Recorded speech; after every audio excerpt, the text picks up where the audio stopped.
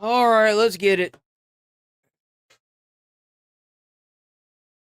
I feel like Magic the Gathering has become more woke. Oddly enough. All right, Spidey, let's do this. Ew. Whoa! Lizard! Why does that look so grody? Uh-oh. The reptile with anger management issues. Can we talk? I can use some help! Spider-Man. Hold the ketchup! Extra humiliation! Green Goblin. This'll be a blast!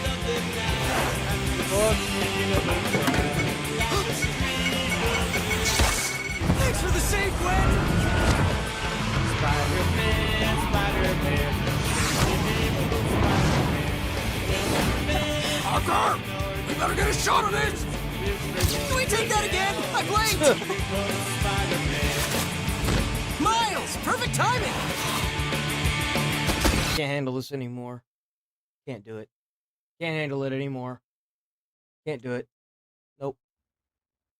Can't do it. 18 years, he tortured me. What are you going to do that for? For what he made me become. My name is Kyle Crane. And finally, I'm out. This is like a Wolverine story.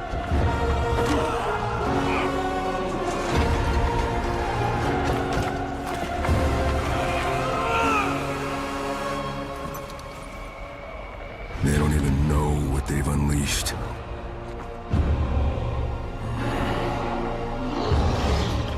But I'm not the only one out here.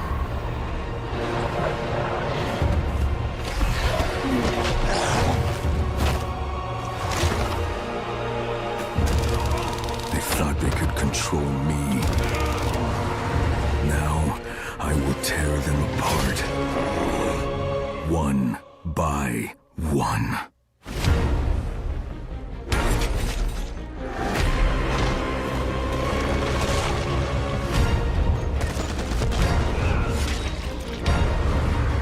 This actually looks like it's going to be really, really good.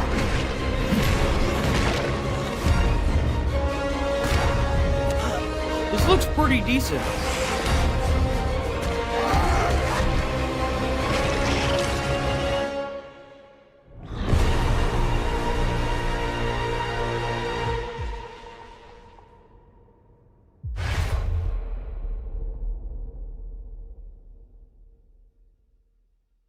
And you know we gotta watch this nonsense.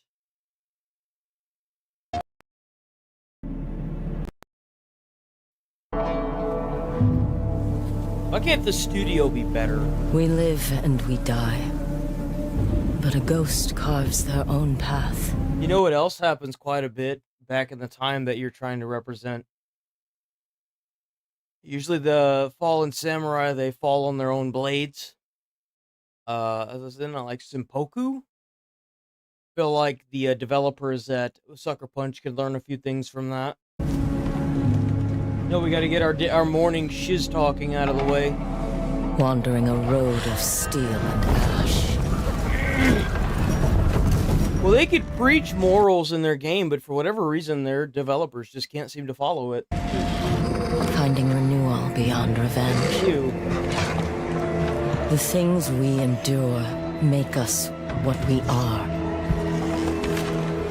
But a ghost chooses who they will become. And you will know my name. Sure. Didn't even want to actually play this game.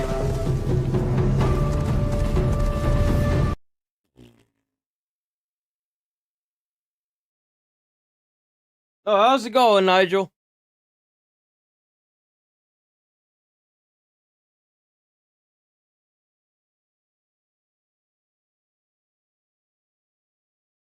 My name's Fabian. I am a vampire. Avian by blood. I work for Benny. I've heard of you. All good things, I hope. I have heard of you. And I was, and still am, a detective. Fabian! Are you out on the trail of a conspiracy? Why am I asking? With you, it is always a conspiracy. Matter of fact, I just started a new case. It's a curious one. There's a girl. Isn't there always? Figure it out, Fabian. Hey there, big ears. What have you been listening to? Hey, detective. Yeah, I might have heard a thing or two. You know, Fabian, sometimes I'm not sure how you keep your job. Just unlock the door for you.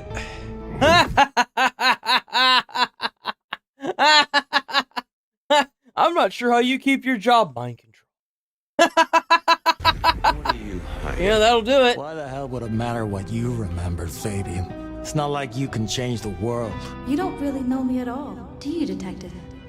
I could be a torturer, a mobster, a serial killer. But you never did notice me, did you? Would you kill, detective, for a cigarette? Take the way she talks.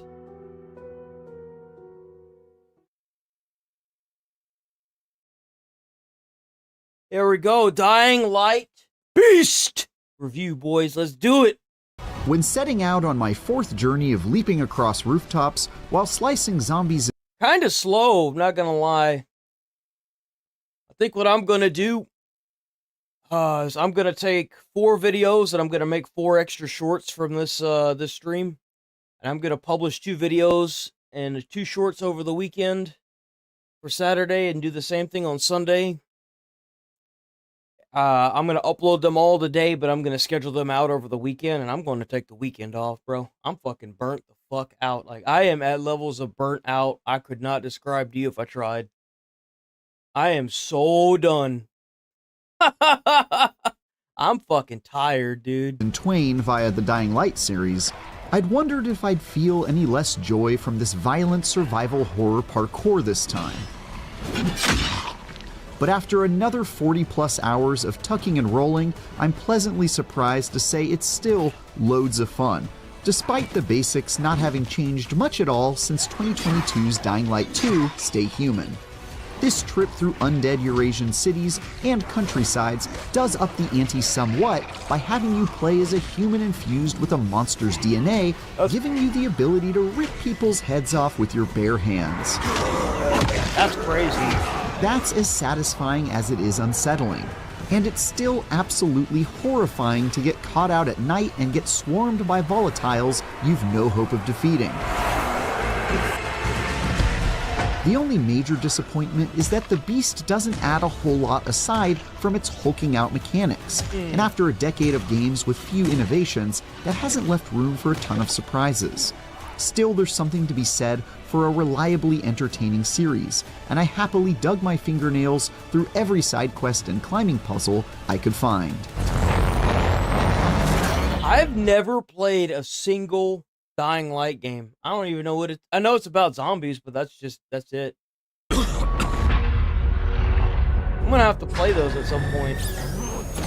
This sequel continues the story of the first game's protagonist, Kyle Crane, who, through a series of quite gruesome events, has been transformed into a half-man, half-beast monstrosity, capable of leaping 50 feet in the air and screaming so loud it makes the undead take psychic damage. So, still very weird. There's not much more than that to the paper-thin plot, which has you squaring off against the world's most generic Bond villain and mad scientist on a revenge quest that goes down exactly like you think it does. Kill you.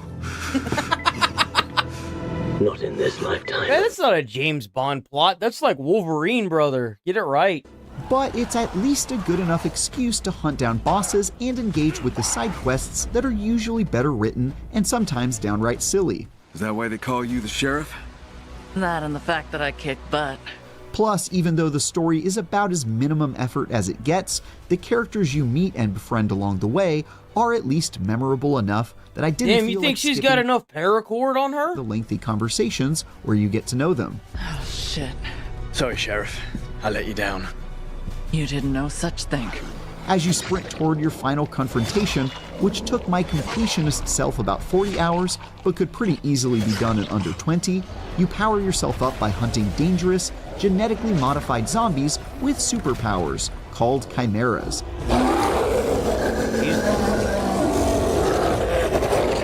Here we go. And injecting yourself with their blood. I guess that's one way to get superpowers, ain't it?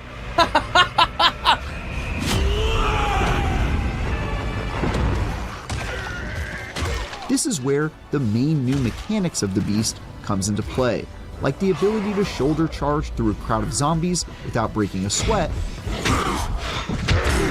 and really silly ones, like one where you can change directions in midair by yanking on your grapple hook with obscene force. It's Spider-Man! Turning yourself into a hook-like abomination in the pursuit of revenge makes for a neat twist to an already awesome framework. And being able to throw down your machete and punch 20 zombies to death in the span of 10 seconds is quite satisfying. That said, even this is a fairly small tweak to the established Dying Light blueprint, as you only get to go full werewolf every so often after you've charged up your rage meter from taking and dealing damage. For the rest of the time, you're still swinging lead pipes and running away from volatiles per usual. So if you've played a Dying Light game before, the vast majority of your playtime will feel quite familiar. That's by no means a bad thing, since it's a reminder of some good times, but it does seem like a bit of a run-jump-slide down memory lane. Damn! One other thing that makes the beast distinct from its predecessors is the boss fights against souped-up infected that unlock your new abilities. The first time you come across each of these encounters, it introduces a new type of baddie that then starts showing up in the wild. Like a fast-moving skeletal zombie that leaps through the air, dances on top of lesser undead, Wendigo, and tackles you with sharp claws in the blink of an eye. Or another, where a muscular, brutish ghoul gains the ability to turn invisible, leaving you frantically looking over your shoulder and listening for growls in the dark. That's kind of cool.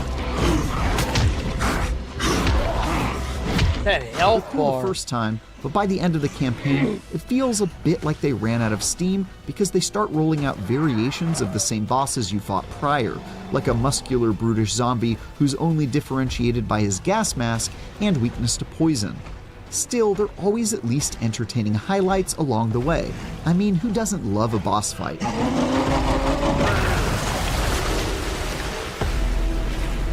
The open-world valley of Castor Woods is the new setting you'll spend all your time in while seeking your revenge, and it combines time-worn elements we've seen in other Dying Light games into a cozy little package. It's got spacious rural areas reminiscent of the original's The Following expansion, as well as a city area with plenty of stone structures to scramble up. Castor Woods is fairly small compared to the sprawling maps of Dying Light and its first sequel, and you can definitely see the roots of the beast being originally conceived as an expansion to Dying Light 2 when you run into the mountains that box you into a circular area that can be crossed by car in a couple minutes. But that's not such a bad thing, since they make good use of the space they've got without large expanses of emptiness padding it out. It also includes what any good Dying Light game needs. When in the major urban area, I was reminded of the virtues of sticking to the rooftops and leaping from place to place to avoid the hordes below. And while stepping out into the woods and swamps that make up the majority of the map, I tried my best to make use of cars to bash my way to my destination and avoid getting caught out in the open. Like a lot of the beast, everything about Castor Woods is perfectly acceptable while also not doing a whole lot to stand out. But I still made plenty of new memories while leaving a terrifying path of destruction in my wake. Oh, lockpicking, huh? Finally, I do have to hand it to Techland for making the beast the most technically sound Dying Light game yet. I was able to get through without major or consistent bugs along the way. I played on my high-end PC, so likely got just about the best experience one could hope for, but it's notable that aside from one crash and a bit of pop-in here and there, it was a pretty smooth ride throughout. And that's with me mostly having played before the Day 1 patch too. There were a few annoying moments where I got stuck in a vent due to some buggy geometry and couldn't progress through the area until I jiggle my character around for a couple of minutes, and a few times where my character got stuck in the environment at the worst possible time and jeopardized my mission. But these were rare enough situations that they didn't make me want to Hulk out and throw things at the screen. Here we go, here we go.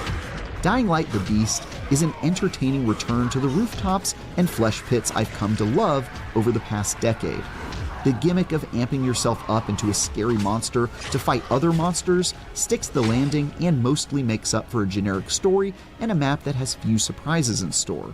However, aside from your new rampaging abilities and some freaky new boss fights, the Beast does stick pretty close to what worked in the last 2 games, so it may feel a bit rote to those who have played those recently.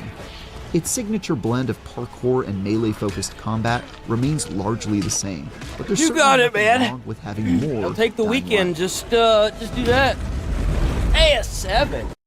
AS7 is. Why they rated it so low? I'm kind of surprised. Executive Reviews editor. He's a good one. He's a really good reviewer. He's really good. Give me a second. Hold on. I need to make something.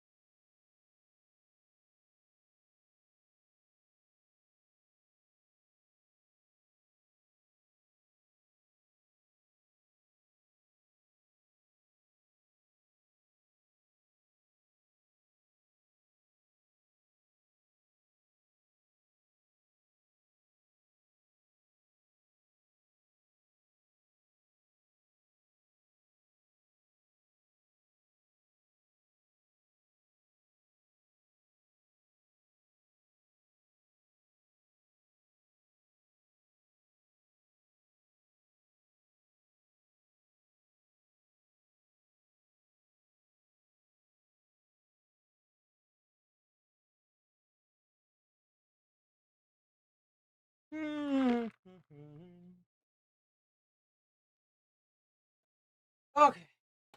Holy shit, we're back. Sorry about that. Had to make a drink because I'm dying.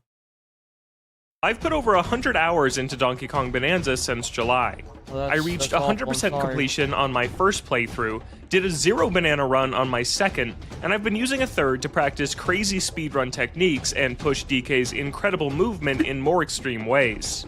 2 months after giving Bonanza a 10 in my original review, I remain in awe of how DK's frenetic, destructive abilities work masterfully in tandem with the Underground's meticulously designed breakable environments. Nintendo nailed the relationship between Bonanza's world and its main character, and the new DK Island and Emerald Rush DLC is a really fun excuse to keep experimenting in this playground in a remixed, more frantic way, even if a slight lack of content and a few minor issues keep it from reaching the same inspired heights as the base game.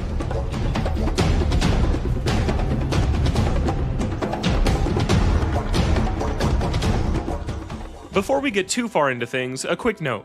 Bonanza's DLC is only accessible after clearing the main story, and it acts as somewhat of an extended post-game.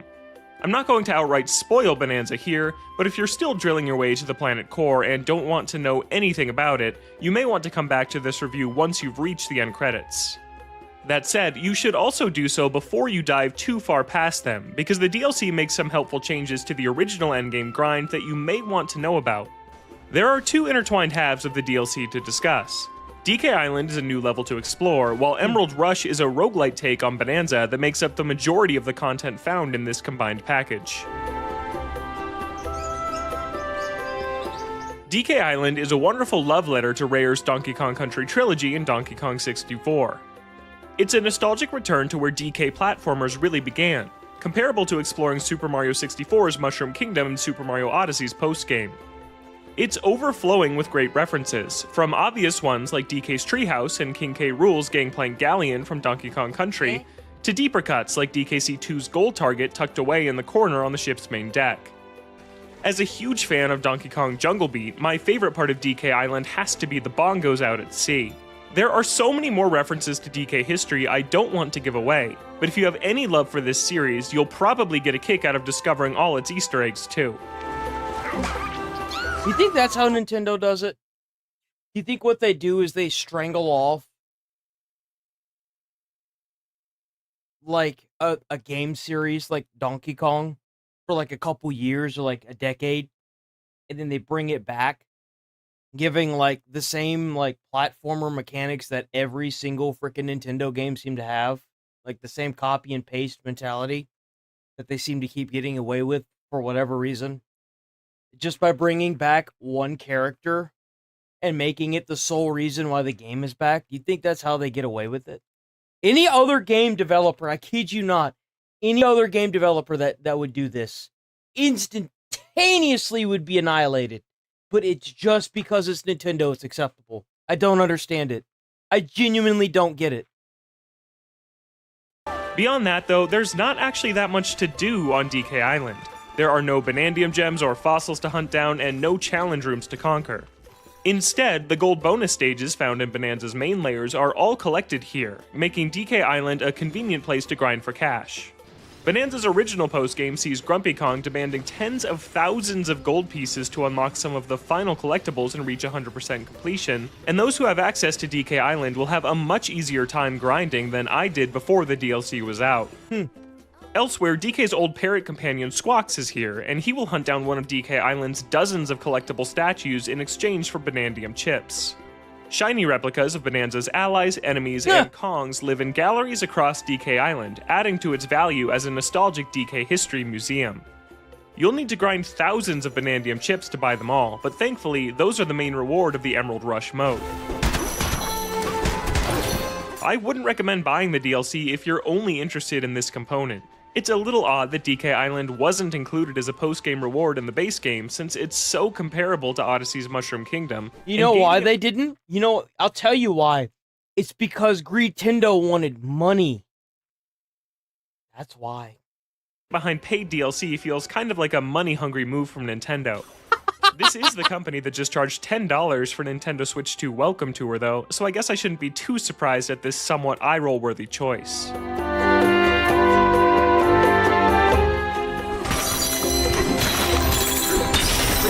Unfortunately, Bonanza's DLC does a much better job justifying its $20 price tag in its Emerald Rush mode.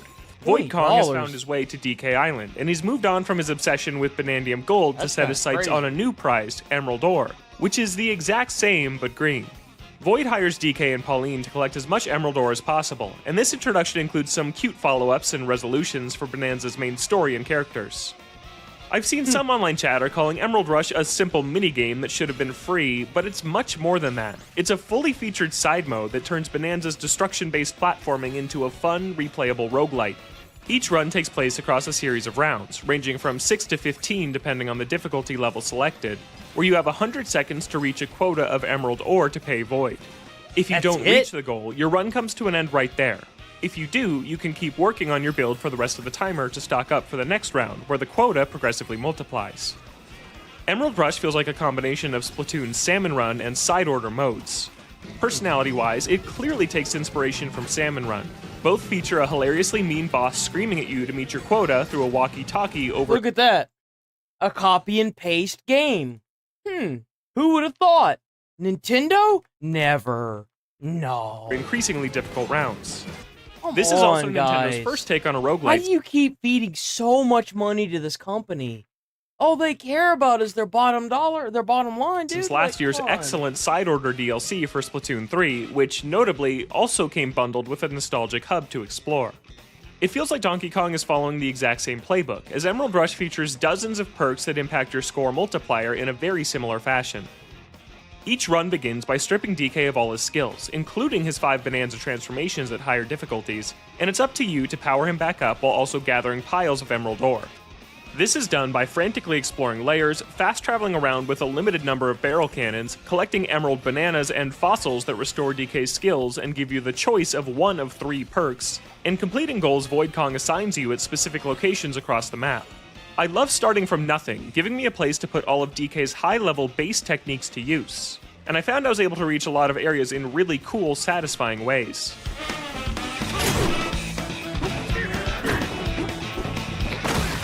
But the most important part of Emerald Rush are the perks that alter how much Emerald Ore appears. There are generic power-ups like generating more when defeating a certain type of enemy, but the most exciting ways to score are the Groove subset of perks, which revolve around multipliers that increase the more you perform a specific action.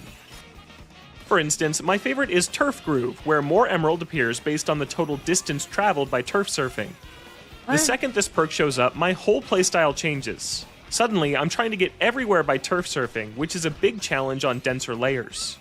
Emerald Rush leads to scenarios you'd never see in the base game, and with such an incredible foundation to build a roguelite on, it's always fun seeing how you can push the mechanics. Why are all these developers trying to do these roguelike and light games?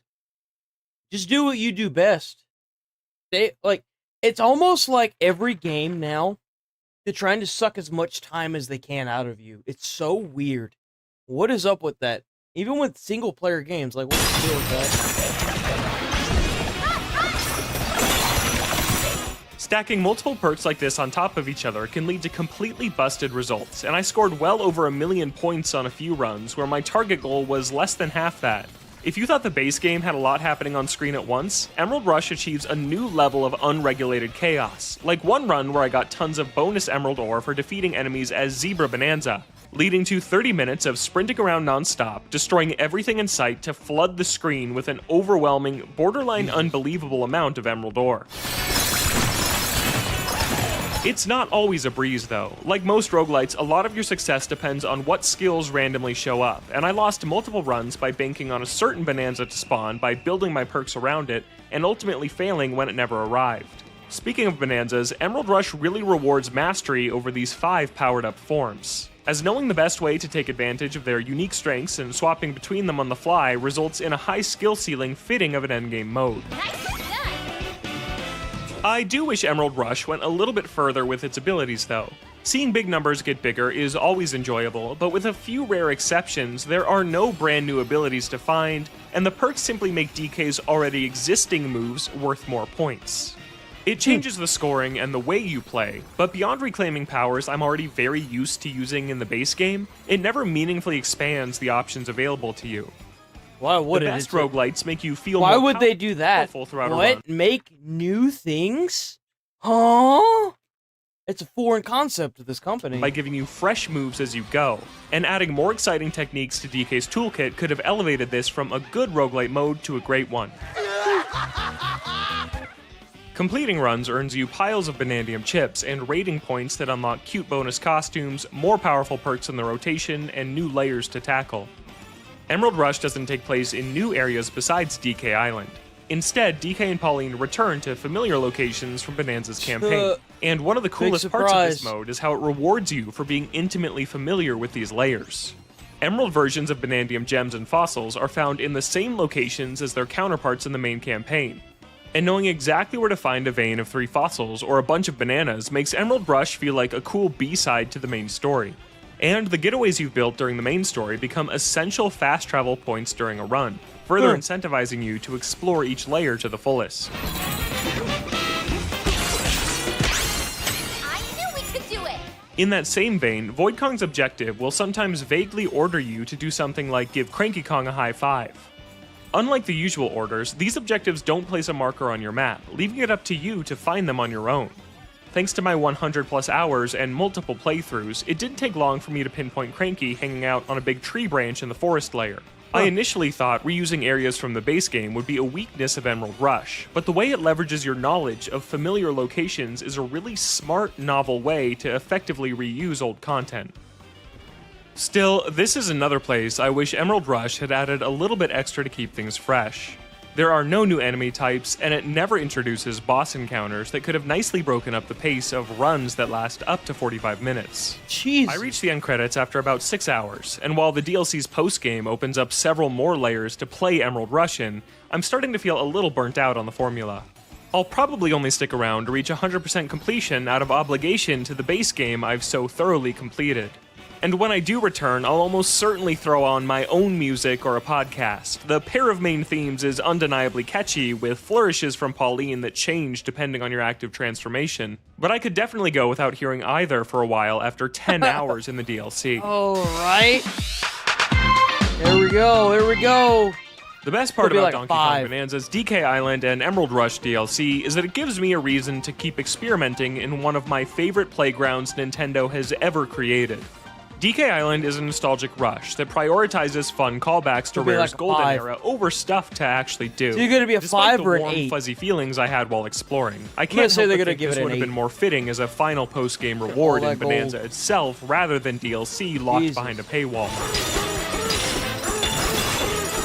But the bulk of this expansion is housed in Emerald Rush, which let me unleash DK's craziest parkour possibilities and strategically balance each transformation's strengths to set new high scores. Its perk system creates unique ways to play you'd never consider in the original campaign, and it smartly returns to old locations and tests your knowledge of important places in a way that feels like a fitting endgame counterpart to the main story. That said, I wish Emerald Rush had introduced more new abilities and enemies to keep me around a bit longer than the 10 hours I've put in so far. If you're hungry for more DK and aren't opposed to a remixed roguelite formula, Emerald Rush is probably worth the additional investment. Otherwise, Bonanza's DLC is an enjoyable but inessential expansion to DK and Pauline's that standard grand adventure. 7. For more, that check out my standard full review 7 of Donkey from Kong their Bonanza or our AAA review- game developer. Huh.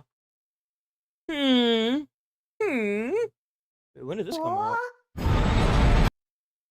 We've seen this already, didn't we? Yeah, it was 3 weeks ago. Oh, damn! Check out Bigfoot Vlog Tom! Bro, he's been making bangers every day this week. Built like W. God's been kind today. No way, that was a family. No. This ain't right. Enough! I'm not your puppet, and I don't play hide and seek with dead men's shadows. Damn. Kinda miss my brother Sasquatch. Look at us back then.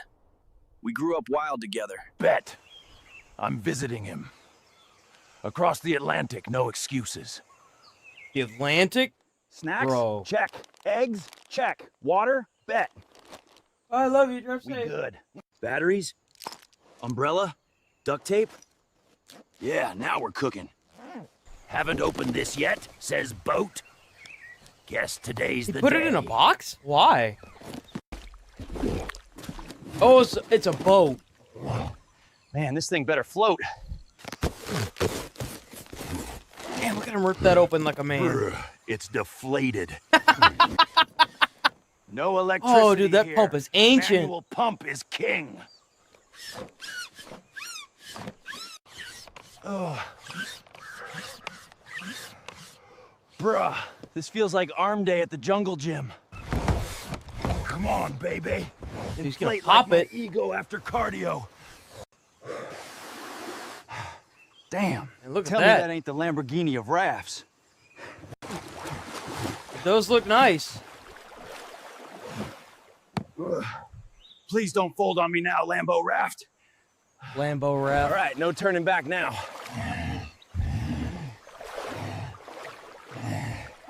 Bruce, that cardio different.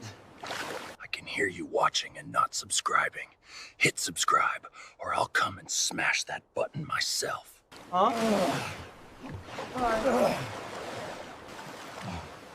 Damn, that's a whole lot of water.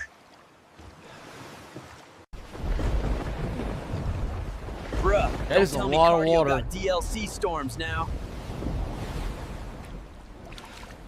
Last time in Bermuda, compass died. Not this round. Fam, GPS saying keep going. Finally, tech not ghosting me. Got that Android device, man. Ocean built like W. Oh man, you went right into a hurricane. Jesus. Bro's getting rocked. Storm gone, but night ain't giving me a break either. Star's my only roof. Still here. Guess the ocean didn't eat me alive. Yep. Morning cardio about to begin. Gotta stay fresh, even in the Atlantic.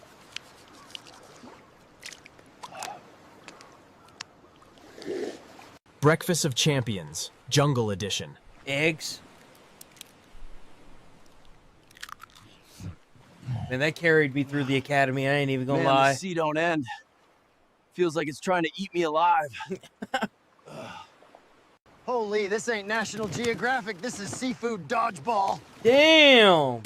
Somebody tell the ocean to chill. Lunch solved.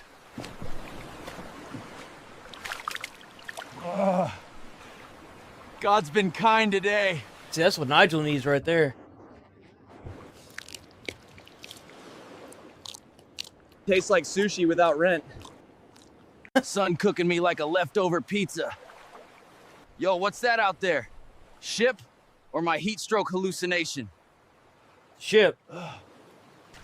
Why isn't it moving? That's creepy. Mary Celeste. Straight out the history books. And she's just sitting here.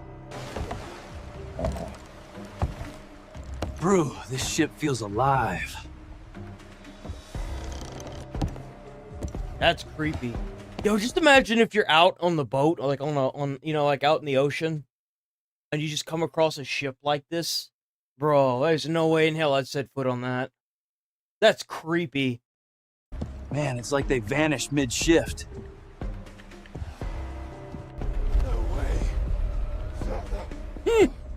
Nope. No way, that was a family. No, no, no. Bro, I read history. 1861 built ship. Left forever.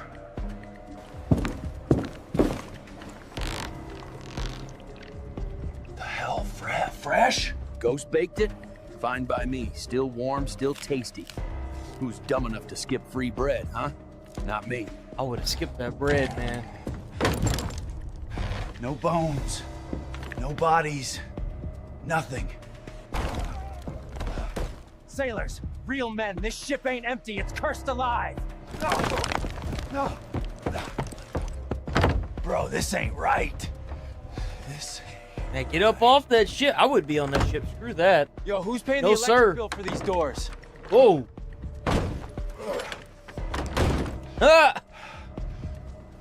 Are you still there, man? It's Get like off the of that. ocean itself is crying out inside this ship. Every step on this ship feels like it remembers the last crew. Compass steady, maps intact, even the captain's desk untouched. This doesn't feel abandoned. My GPS point's clear as day. Straight path, no errors. Yet this ship's been sitting here for decades. These routes, they stretch across oceans, marked clean, like someone planned a journey. Ooh. That chair, it's moving by itself. Wobbling. Nobody here, no wind, no reason. Those voices. I swear I heard children, women, men, like they're right beside me. I saw her, clear as daylight. A woman, blonde hair floating like it's alive. Wait, didn't I just pass this rope? No, this is the same damn hallway again. Either I'm losing it, or the ship's alive. It's cooked! This ain't right. Air this cold in the middle of the Atlantic? Whole cargo full of booze, yet not a soul to drink it. Smells like a pirate frat party died here and forgot to clean. Great! I get front row seats to a ghost concert. If Mozart pops out, I am suing history class for not warning me about this. This ship's older than my night. Look at this rail, crumbling like dust in my hand. I heard boots, heavy as thunder, echoing my name in every step. Yet here's nothing but goat roast. Enough! I'm not your puppet, and I don't play hide and seek with dead men's shadows. If you've got something to show, show it! If I don't make it out, this ain't rumor, it's real. Mary Celeste lives on, and my brother Sasquatch. He's gotta see this. All right, no more ghost roommates, I'm done. Recorded it, seen it, survived it. Yo, fam, I recorded every cursed thing. Storms, ghosts, bread steaming on haunted decks. If I don't make it, at least you'll binge this footage. All right, enough sightseeing in ghost country. Time to haul fur across this ocean. Sasquatch gonna hear everything. Hey, at least he got out of that whole ocean faster than he did the Sasquatch better Bermuda. have steak and Wi-Fi ready. I'm not doing this cardio twice. There it is, land, finally. Europe's coast staring back at me like Salvetan daylight.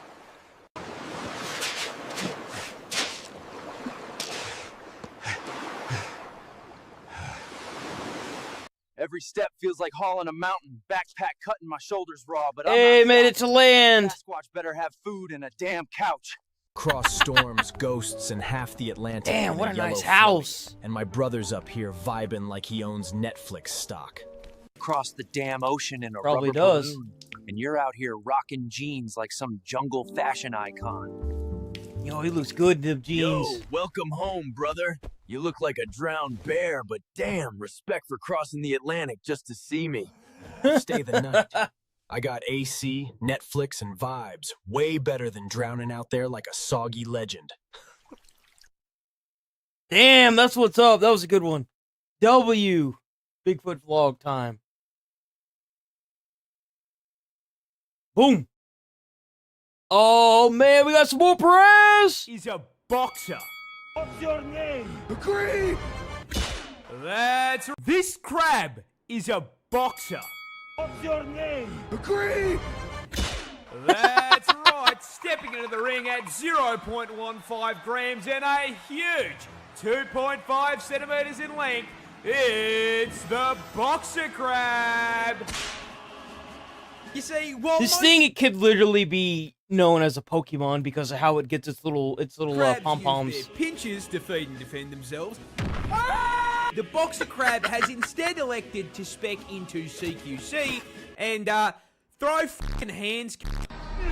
And despite their completely average and not at all small size, this f***er fights in the heavyweight division, able to punch out hundreds of times its size. But how Jesus. does Little Mac win the fights? Well, that's pretty simple. He f***ing cheats. You Poison. see, those little pom-poms aren't a fashion choice. Those are both sea Anemones.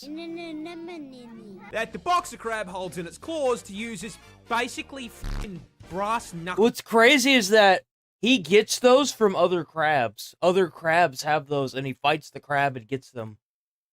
Now, they get these anemones by finding other boxer crabs who have them, jumping them, and then claiming them like they are a fucking WWE title. I know that because I watched one of the documentaries about the underwater life with David Attenborough. If you haven't seen any of those, dude, they're great to throw on and just relax to at the end of the night. Yeah, if you weren't aware, anemones are such a venomous vibe. plant-like animals that, in order not to get eaten, sting the shit out of anything that touches them. Boxer crabs are immune to that sting, but you bet your ass that everything that tries to eat the boxer crab isn't. So, the crab and the anemone enter into a symbiotic relationship, essentially becoming an aquatic venom, with the anemone getting some of the crab's food, and the crab gaining venomous brass knuckles.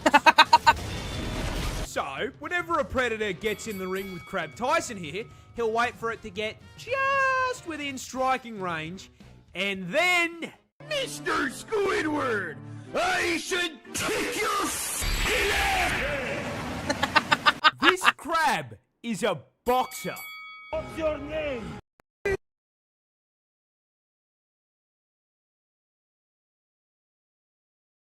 Town hall meeting to protest property taxes. Chat kept mentioning that yesterday and I forgot to look it up. Let's see. How good are his moves? Oh, that's awesome. Glad you're liking the cheeky so much, Chunk. Town council candidate in Cranford, New Jersey, breakdancing at a public meeting to protest a property tax hike. Yo, that's what's up. Mr. Thilly, I started... That's what's up, bro. Oh! With no music. He's doing it a cappella. Oh! Oh, he's killing it too, man. What a... Oh, man. Stand the fuck back. This guy is serving. Hold on. Wait a minute. Oh! Now he's looping animations now. He's hitting the same emotes.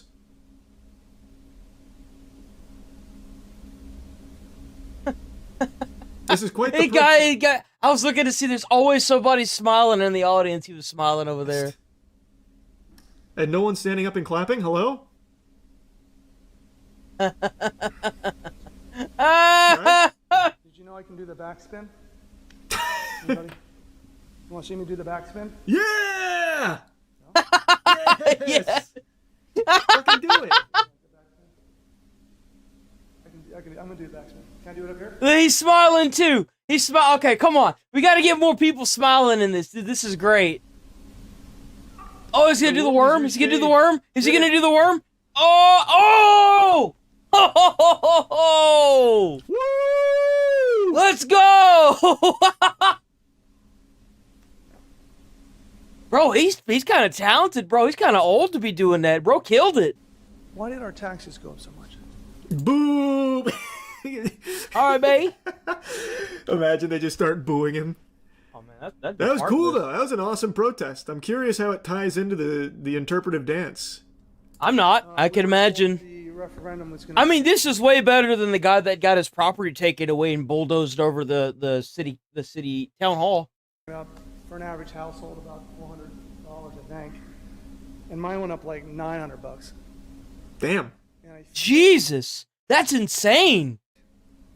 We were told like that was from the schools or something, but the school referendum said it would only go up, like I said, $400 on an average assessed home. I'm curious why he didn't integrate the moves into the speech to give them more oomph. Bro, he's kind of old. I get it. I understand why. It's kind of hard to especially if you don't work out, which I'd assume he has a job where he has to go in every single day, So he ain't got time to work out, and I get it. He probably ain't got the cardio for that, you know what I'm saying? Just be like body waving. Anyone else find it kind of despicable that they told us 400 when mine have got up 900? Well, you have to keep in mind their microphone is Garbo, so it's not going to pick it up if you turn this way. I don't know why he did it before the speech. He could have done it during. It went viral. A little winded, yeah. It was a lot.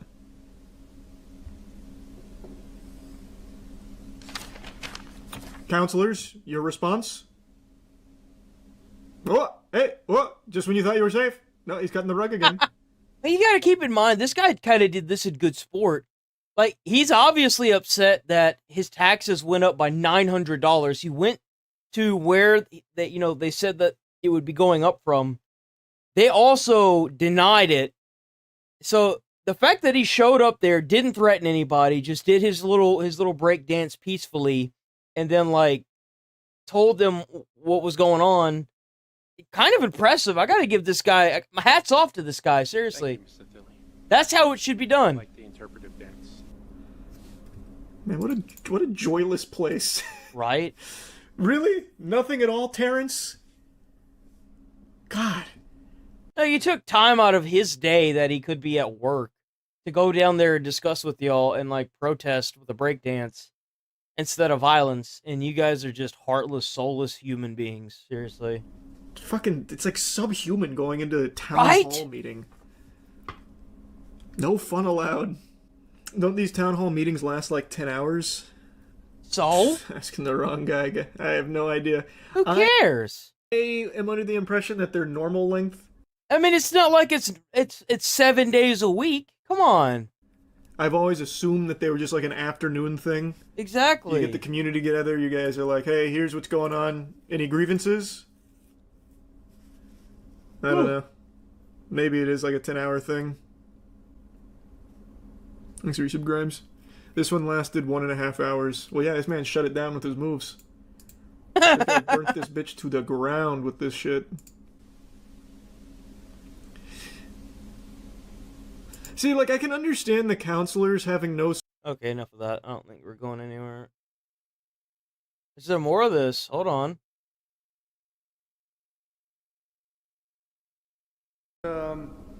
Committee.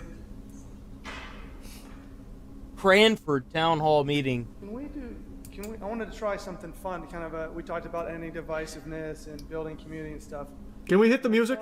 And, we had a dance video. I know, right? He could have had a small speaker. Oh, damn, do we get to have a couple? Mr. Philly, and so, please address your comments. You're allowed to make comments. Mr. Philly, please, God. You're not allowed to make a spectacle. Don't do it. So We can't handle another serving. Comments, you can make comments, but you can't involve 10 other people in your comments. Oh, I'm gonna talk to whoever I wish. I appreciate it. I think thank you so much. And damn. For fun, as a community building, that'd be a really fun thing for us all to do together and show positivity in our town. If you would join me. Oh, hell yeah, let's go! Bro, look at this guy! Hey, wait a minute. This is a much more energetic crowd. Yeah, let's go! Yeah. Hell yeah, man! Let's go! Yo, this is how you protest. Let's go, man! Get it with the hokey pokey. So you pissing the people off up here, and you getting the community involved, and everyone's smiling and laughing. Yo, this is what it's supposed to be about. Let's go! Come on, man! There's chaos! Chaos! Anarchy. Oh, look, he even danced with a partner. Baby. Look at that. Heck yeah, man. I can only see out of the corner. Why can't we have more people dancing? Why you gotta burn cars? Hey, are you writing this down? I don't see you taking notes. Yeah, she's not taking notes. She's trying not to let it go viral again. That's right. That's a democracy right there. That's freedom of speech, baby. Let's go. Yo, this guy brought his spirit. Look at that spirit right there. It completely in spandex. Bro, you know if this guy farts, it's gonna make a bubble on his ass. There's no way, dude. Philly. Ain't no breathing in that costume. Hey.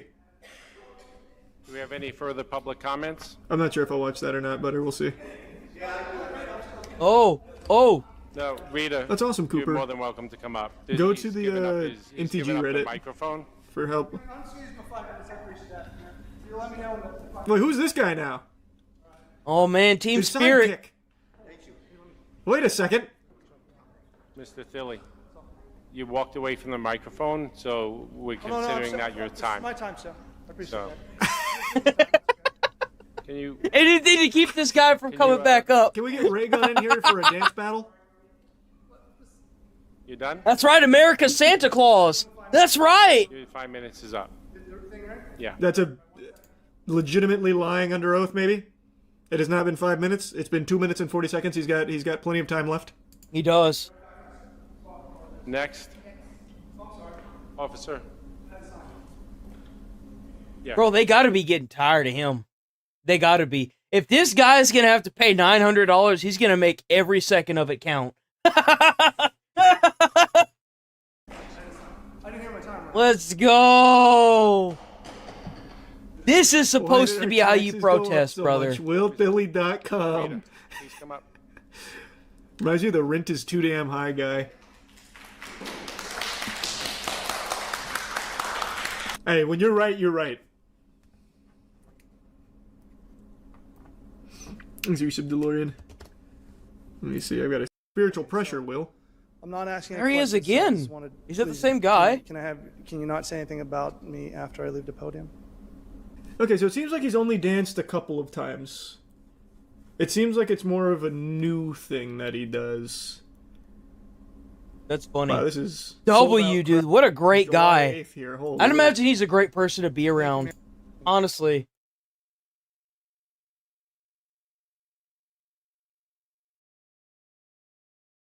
Was get fired for being unfunny, but somehow free speech costing a guy his TV show, then free speech cost. And you know what's crazy?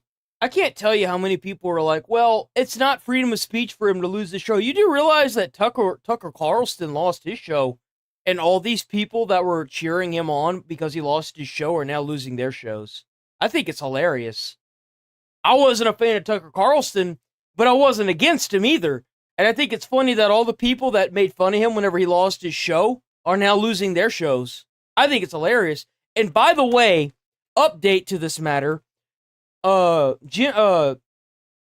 Jimmy Kimmel, apparently his ratings were super low and he was losing the company a lot of money. That's probably why they shut the show down. Trump supposedly just took credit for it, but there's a good chance that the Jimmy Kimmel show got shut down simply because it wasn't making profit anymore. And a guy his life, as this is Kimmel's. You know, Trump doing typical Trump thing of like taking credit, even though it technically had nothing to do with controversial segment in question. We hit some new lows over the weekend with the MAGA gang desperately trying to characterize this kid who murdered Charlie Kirk as anything other than one of them and doing everything they can to score political points from it. Where the next day his show's doors were closed as they sent away him and his team. As Nextdoor quickly announced, they object to Jimmy's offensive comments and will no longer air his nope. show. That's the reason why. Okay. Well, color me wrong. Okay, well, there it is. There's the statement. It was because of what he said about Kirk. Damn. They shut that quick. Show for the foreseeable future. So it was which about prompted Kirk. Sinclair to do the same on their ABC stations, making it. I'm missing two whole forms of, like, confirmation, so all I've got is a couple, like... I watched XQC talk about it yesterday, and he was saying that he pretty much said that, but if I had Asman and Tectone's take on it, I would have been able to make a more decisive, informed decisions. But it's a good thing we got a Decoy Voice here. So check out Decoy Voice, because he's awesome like that.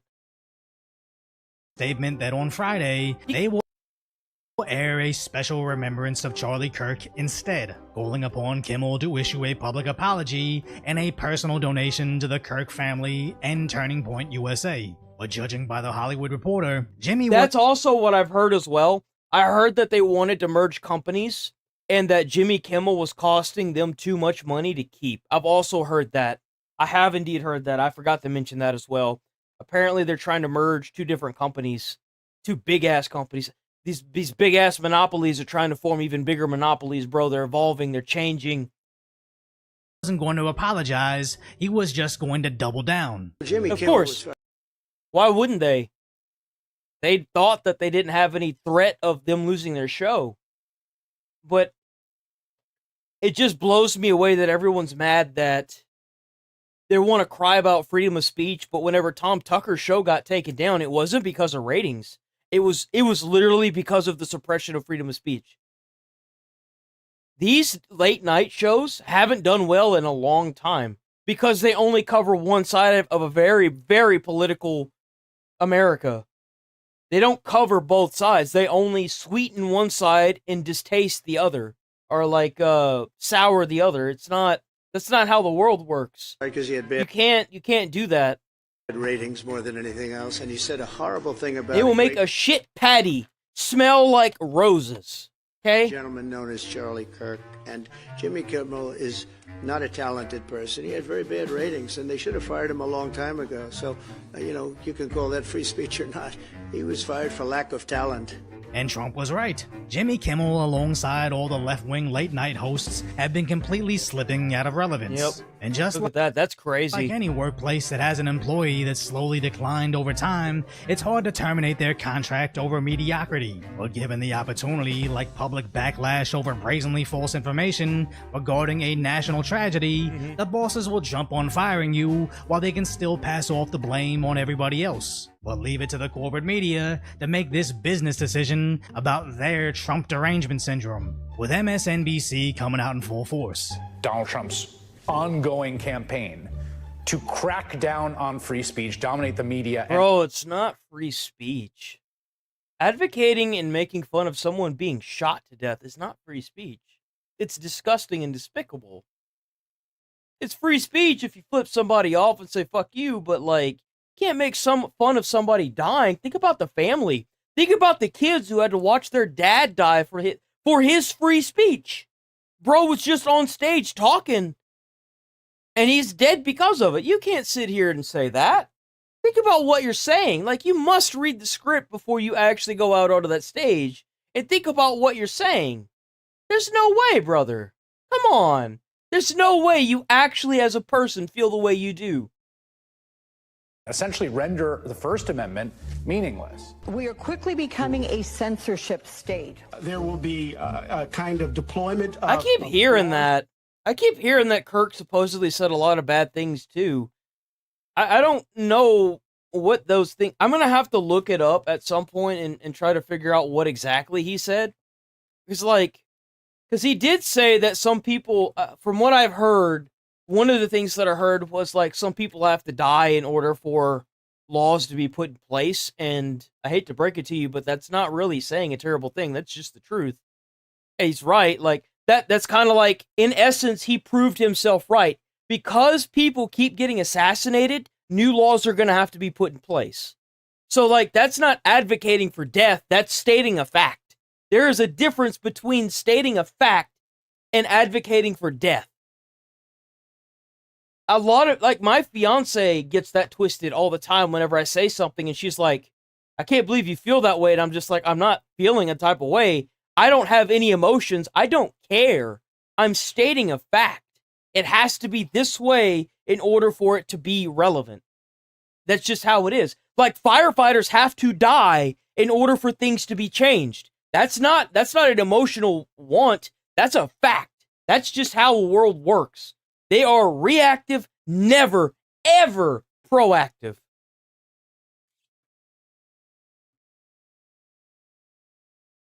People getting the... Well, it depends. If someone's breaking into your house and you shoot and kill them, well, they had it coming. If you intend to do harm to somebody else and you get shot to death, you had it coming. That's all there is to it.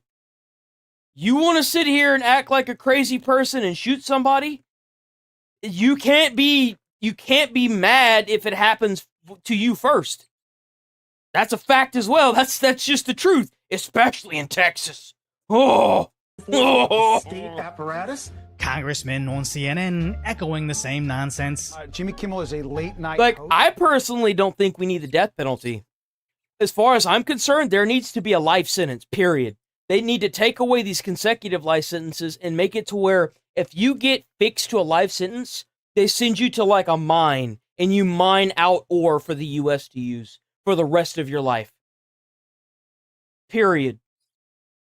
Like, you are no longer... You get your meals, you get your water breaks, you get treated like a normal employee. But other than that, you working. You threw your life away whenever you killed somebody. Your life is now owed to society. because you took one. You have a debt to pay. That's all there is to it. He's a That's really how I feel. We have the First Amendment in this country, and it's pretty clear that this is a direct attack on free speech. And America is a less free place if late-night comedians cannot do and say what they want. They're literally trying to say that's not how the world works. They were less free if private companies aren't forced to promote their propaganda at a financial loss. As let's be clear, Kimmel's recent comments are mild compared to the deranged things he said before. The corporations didn't suddenly grow a spine, it's just that Kimmel isn't entertaining anymore. Maybe I should. I guarantee, if he was putting out Gutfeld numbers, they'd let him get away with anything because nobody fires an earner. And all these media tears just remind us. I mean, just because he said some nasty shit doesn't mean that I'm gonna be okay with, like, either way, neither side should be saying anything.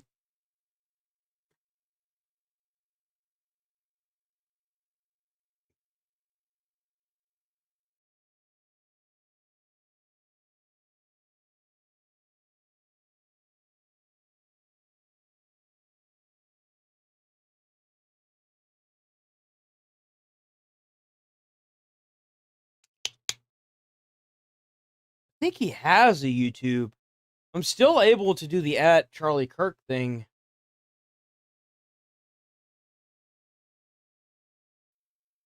You know, Patriot Mobile stand. Hold on, killer. Hold on.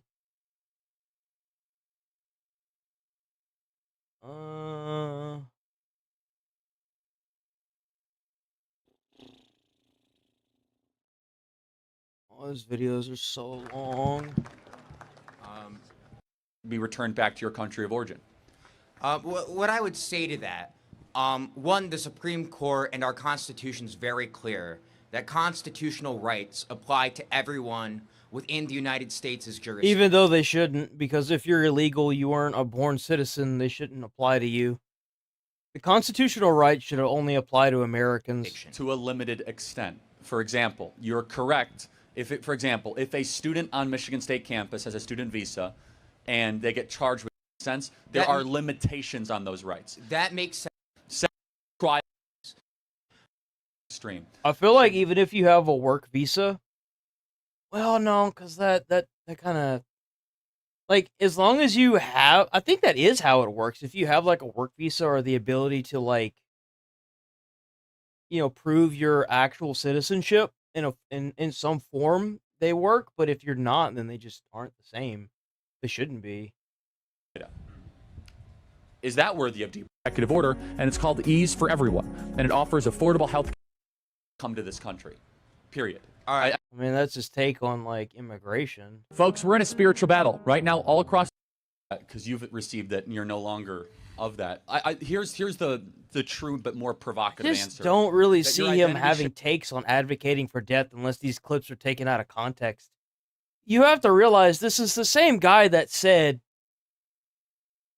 I'm a gay conservative, and I just want to kind of ask you, like, what do you have to say for people like me who kind of feel... Where are you getting, like, I don't... Folks, we're in a spiritual battle right now all across the globe. Our Christian brothers and sisters...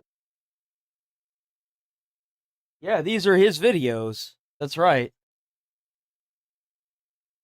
I mean, the guy has... He obviously clips them out. But other people would? Think about that for a second. They do the same thing to Asmongold. They take clips out of context and they mash them together with other stuff.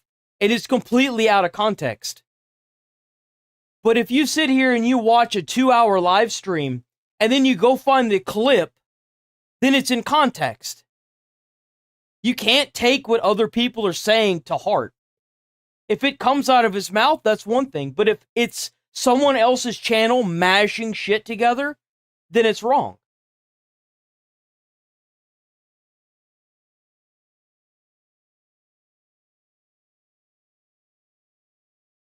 I don't know.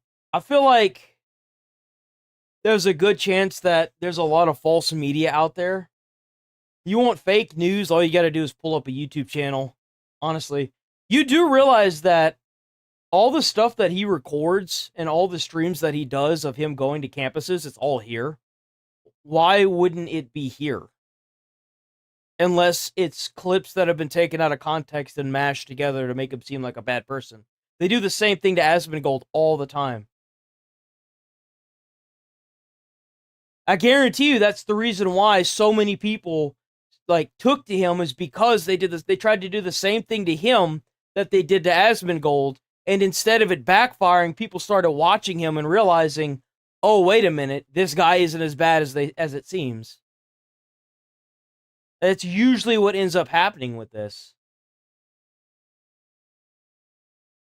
They simply have zero actual virtues, where Western lensmen found the perfect example on MSDNC. And this is just the latest chapter in Donald Trump's ongoing campaign to crack down on free speech, dominate the media, and essentially render meaningless. Tucker Carlson, just fired from his third network, he believed he could say anything, no matter how vile, no matter how disgusting. Yeah, and I can't tell you how many people advocated for him to get fired. And now that he got fired, and now that the people that are getting fired because of their quote unquote free speech, it's like, what do you think was going to happen? No matter how offensive, no matter dehumanizing or belittling. But if you find some videos of him saying the weird stuff that people are trying to claim that he said, put them in Discord. Put it in Discord. I'll react to it on stream. I'll give my opinion on it. If there's so many of these videos and there's so many people trying to say that he's different, then put it on the Discord. I'll react to it. I haven't come across anything that was like him advocating for death, at least not yet. If you act like a sociopath over and over and over and over, you will become unpopular on the national stage. That's just like a basic principle. Over time, probably not going to work out well for you in the long run. It's almost like you could cut the Kyron and stock images off the clips, swap the audios, and he easily could be talking about Kimmel, where these left-wing news personalities have become the equivalency of ESPN's Stephen A. Smith. As he's not paid to be objective about sports Let's go, reporting, Chase. He's paid because if you told him to fill 20 minutes of TV time about why Tom Brady is overrated, he could easily follow it up with 20 minutes of TV time of why Tom Brady is the greatest. That's fine with sports gossip, but just proves that left-leaning media doesn't care about the truth or values, just whatever narrative they're currently force-feeding their audience. So of course CNN goes back to fear-mongering. It is outrageous. That seems to be the only thing that side of the party's trying to do, is just fearmonger everybody. They try to take everything to the most extreme to get to play on people's emotions, and it's just not working anymore. It's just not working. Everyone is so desensitized from the media stretching the truth to the most absolute extreme format that it just isn't working anymore. We're desensitized from it. We hold nothing towards it. Because a lot of people just know that it's bogus. Page right out of Xi's playbook. It doesn't matter whether you agree with Kimmel or not. He has the right to free speech. And so it is just outrageous. It is indicative of autocracy. And I am just outraged by it. Again, this is what dictators do. This is what Xi would do. This is what Putin would do. As MSNBC... No. That's where you're wrong. Putin would have him killed. Stop calling the United States president a dictator. There is proof. And you know what's even crazier? Is that not only would Putin have the person killed, he would have the team or the paper shut down for it. And probably have them disappear as well. So no, you're absolutely wrong. That's not what a dictator would do. In fact, that's what a democracy would do. You know why? Because the show's ratings were going down.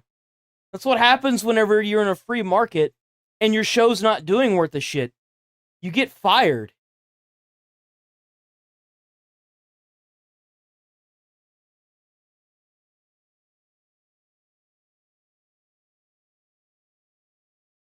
Bro, I can't He stand is even people worse. sometimes. I built a Holocaust Employees, museum with yeah. survivors. I've also read a whole lot about authoritarian regimes.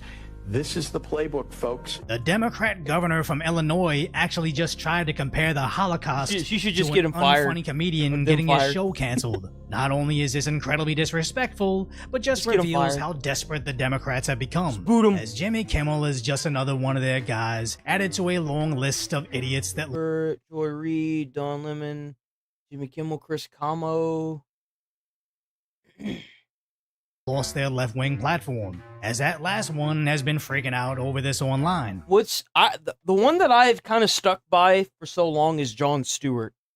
Jon Stewart is the only one that that will call out the Democratic Party for being dumb. Like he'll straight up call them out. It's kind of nice. It's refreshing, if anything. Jimmy Kimmel, they're trying to cancel Jimmy Kimmel. I'm sure you've heard the There's news no about trying about it. The It is folks canceled. who are It's gone. complaining about killing comedy are killing comedy. The folks who are complaining about canceling people are canceling people. Which is funny because on an Instagram account with 1.6 million followers, he was just going live to a total of 600 people. 680. This guy used to have his own show on primetime cable, and now he's out there making TikToks nobody cares about. So it kind of makes sense that all these mainstream media personalities are panicking over Jimmy's cancellation because it's just a sign that they might be the next Don Lemon. But nobody should feel bad for Jimmy losing his livelihood, or anybody on his staff for that. To his propaganda is probably why people stopped listening to him. The funny part is, if the network didn't cancel his show, the left likely would have, eventually, as South Park had to cancel their upcoming episode for reasons, and now leftists online are calling to cancel anything Disney related, which is hilarious, as they always eventually Liberals. turn on each other. Again, proving no matter how many years of representation, inclusion... And you know what's crazy is this would happen to both sides. It doesn't really like. If they had more of these late night shows that were more like Republican based, it would be the same scenario. If the show's not doing well, it's gonna get canceled, and it's gonna be some dust kicked up in the air, just like what's happening here.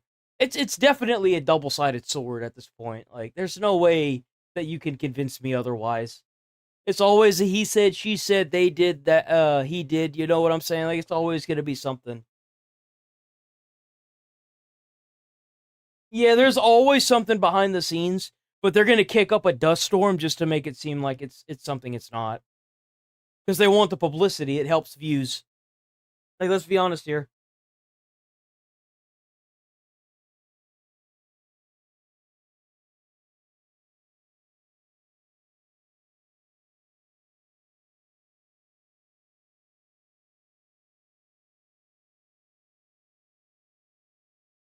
Like, for example, the reason why I'm not a big fan of either party, because they both always promise the most amazing things and do the most outrageous things, and somehow things just don't get better. Lisa Cook in other important stories to watch. She is, of course, a Biden-appointed Federal Reserve governor.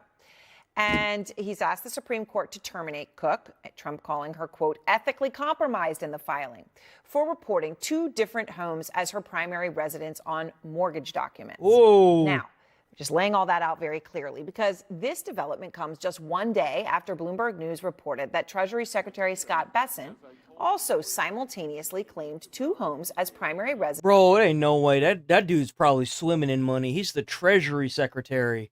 Bro's probably sitting on wealth we ain't never seen before. He's just looking for an excuse to get fired, and bro's gonna disappear. On his mortgage documents, they say on mortgage documents signed the same day. Bessent's lawyer responded to Bloomberg, quote, nearly 20 years ago, Mr. Bessent's lawyers filled out paperwork properly. The bank has confirmed it was done properly, and this nonsensical article reaches the conclusion that this was done properly. Now, that could all very well be true, because the reason that this is a story is because of Trump. It is because, by the Trump administration's standards, having 2 homes claimed simultaneously as a primary residence warrants criminal investigation. Well, it's because if you're supposed to be making a specific salary and most Americans can't afford it based on that salary, then how the fuck can you afford it on that salary? That's why it warrants an investigation. I mean, let's not complicate something simple here. If somebody is claiming 2 primary residences, I think the like average payout for these people should be at what, like $120,000 a year? How the fuck can you afford 2 homes on $120,000 a year?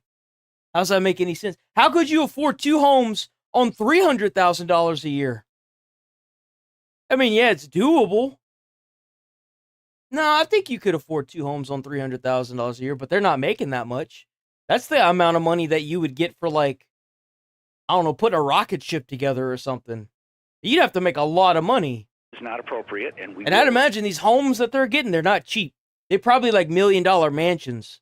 For criminal investigation. Okay, That's what I can't stand about this.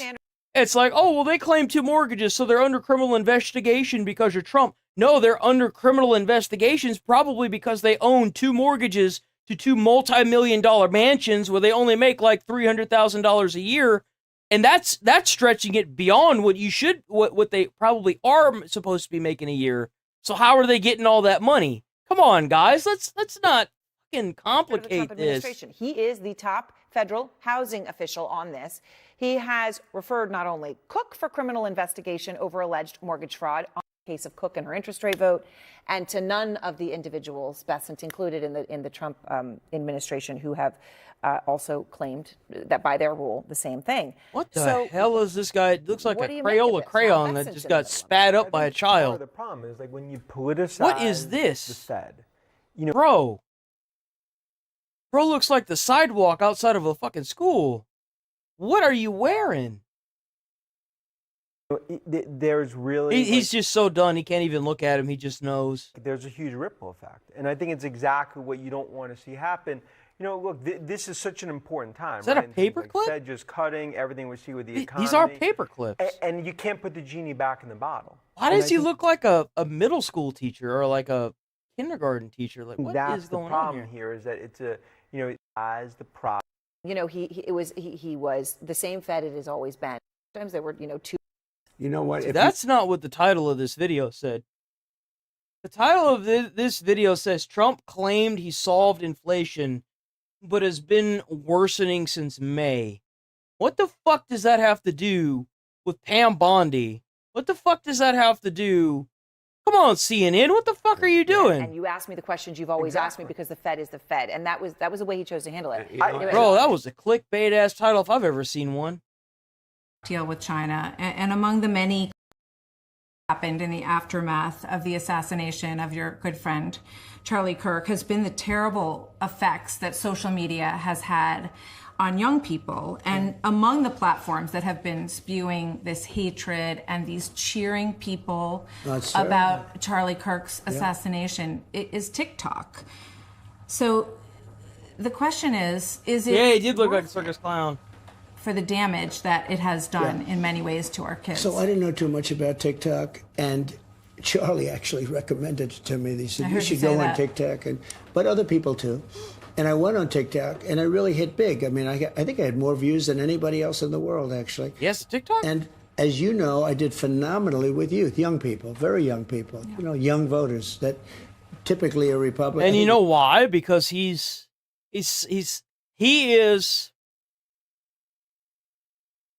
saying things that average Americans have a problem with to get into position of power. See, like, the Democrats used to advocate quite a bit for deportation. A lot of people don't understand that, but a lot of the Democrats used to deport a lot. They used to run their entire campaigns on that because it would keep the cost of living down. It just does. I mean, think about it. If you have a bunch of illegal immigrants in your country and they're all taking up the jobs and getting paid pennies on the dollar and they own a house because there's like 17 of them staying in the house.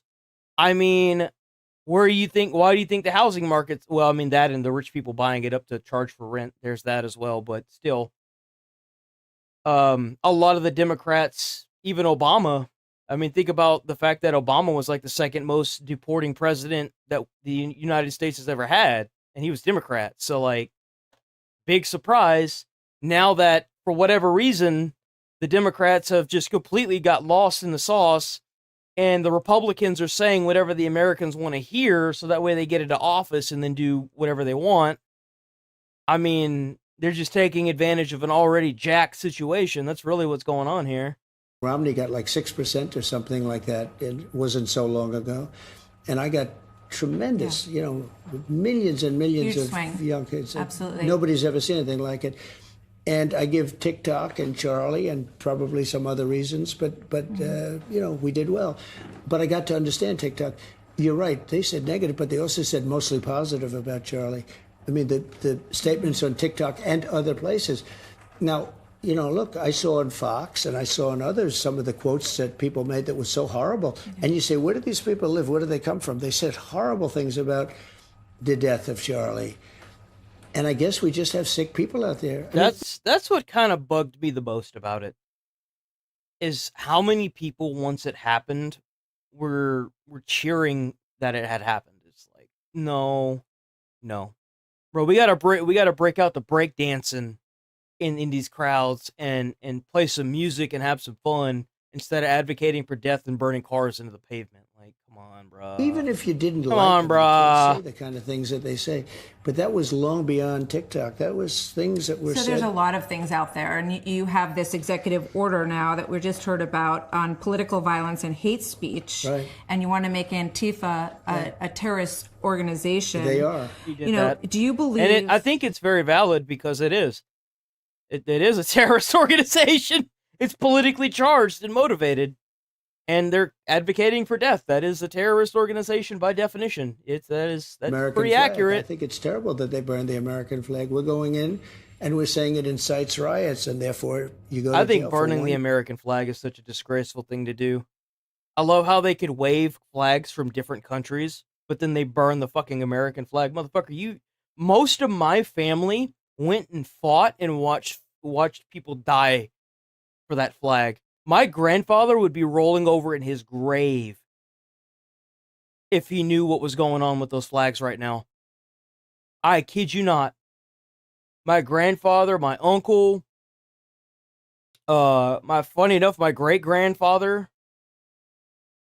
I just the thought of these people burning the American flag after so many people I went and fought, and I got lucky. My grandfather came back. A lot of people's grandfathers and people that went into the military have not come back and probably won't. They're dead. And you want to sit there and burn the flag? Come on, man. But you're going to wave some other foreign country's flags, though, huh? Year if you burn the American flag. That's different than Antifa, but Antifa burns a lot of American flags. They do. Because as you know, Well, I don't know if it's Antifa. I just know that the people that have been rioting, they're like, the minute you start setting stuff on fire, you're rioting. That's just all there is to it. Peaceful protesting is as it sounds, peaceful, where you're not burning stuff and you're not causing property damage. Like, if you want to go and burn something in your backyard, that's your business. But when you do it on public property, there's a problem there. Free speech. It's arson. Got us on the American flag. The courts have ruled free speech. Like, how can you advocate for free speech and wave a foreign country's flag in your protest?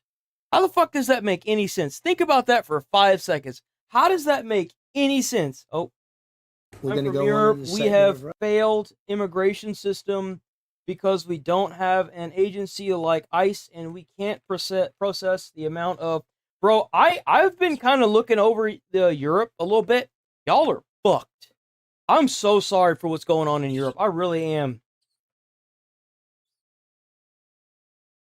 I am so sorry for what's going on in Europe, bro. I know I covered a little bit of it. I am shocked at what is going on in Europe right now, bro. I am shocked. I feel so bad for you. I really genuinely do. I am so sorry for what is going on in your country, bro. I am. I saw it the other day. Worry that this. I saw it the other day on your show. They have an American flag, and a guy starts burning it, and the people went crazy about it, and they ended up rioting all over the place. So we think that's a reason also, and we're going into the courts with that, which is incitement. Antifa causes tremendous incitement, and the things they say and the things they do are horrible. So we're going to find out. You said millions and millions of dollars going towards some of these groups for agitation the other day. They're agitators. Who are they? Well, and where's the money coming from? Is it foreign entities? Well, that's what happened whenever Trump started going after the people that were funding the riots that were going on in L.A. The minute that they started targeting where the funding was coming from, the L.A. riots completely stopped. They're all being funded from somewhere. They're all being paid. I mean, why else would they be doing it? Find out, and we're going to find out in great detail. And it surprised me that Biden wouldn't have done it, because it really became hot over the last 3-4 years. It surprised me that Biden wouldn't do it. I didn't like that either. I didn't like how people were towards Biden when they found out he had cancer. I wasn't a big fan of that either. I was not a fan of that. Not at all. And I'm going to be honest, if you find some videos of Charlie Kirk advocating for death and violence, I'm not going to be for that either, but I still don't think he should have been killed. Straight up, man. Then as I got to know him, first of all, he didn't call the shots. He wasn't. Oh, damn, it's Sheikah. Small villages with populations of 15 and 2,000, they decide to place immigrants, sinners. Bro, what's even more fucked about what's going on in Europe is so I've heard stories of the government paying motels millions of dollars just to house immigrants there, and they're causing such a big uproar. And then they'll take the person that's housing them in these motels or hotels or whatever, they'll have them advocate for the migrants being there, but it's like, dude, of course you would advocate for it there. You've got full rooms and you're making millions off of this. So of course you would advocate for them being there, you idiots. Like, what do you think is gonna, what? But welcome, Sheikah. The standard stream is up over on the, it's on the channel. So you don't have to watch the short version of it. The normal stream is up. There's an actual big stream. So welcome, Sheikah.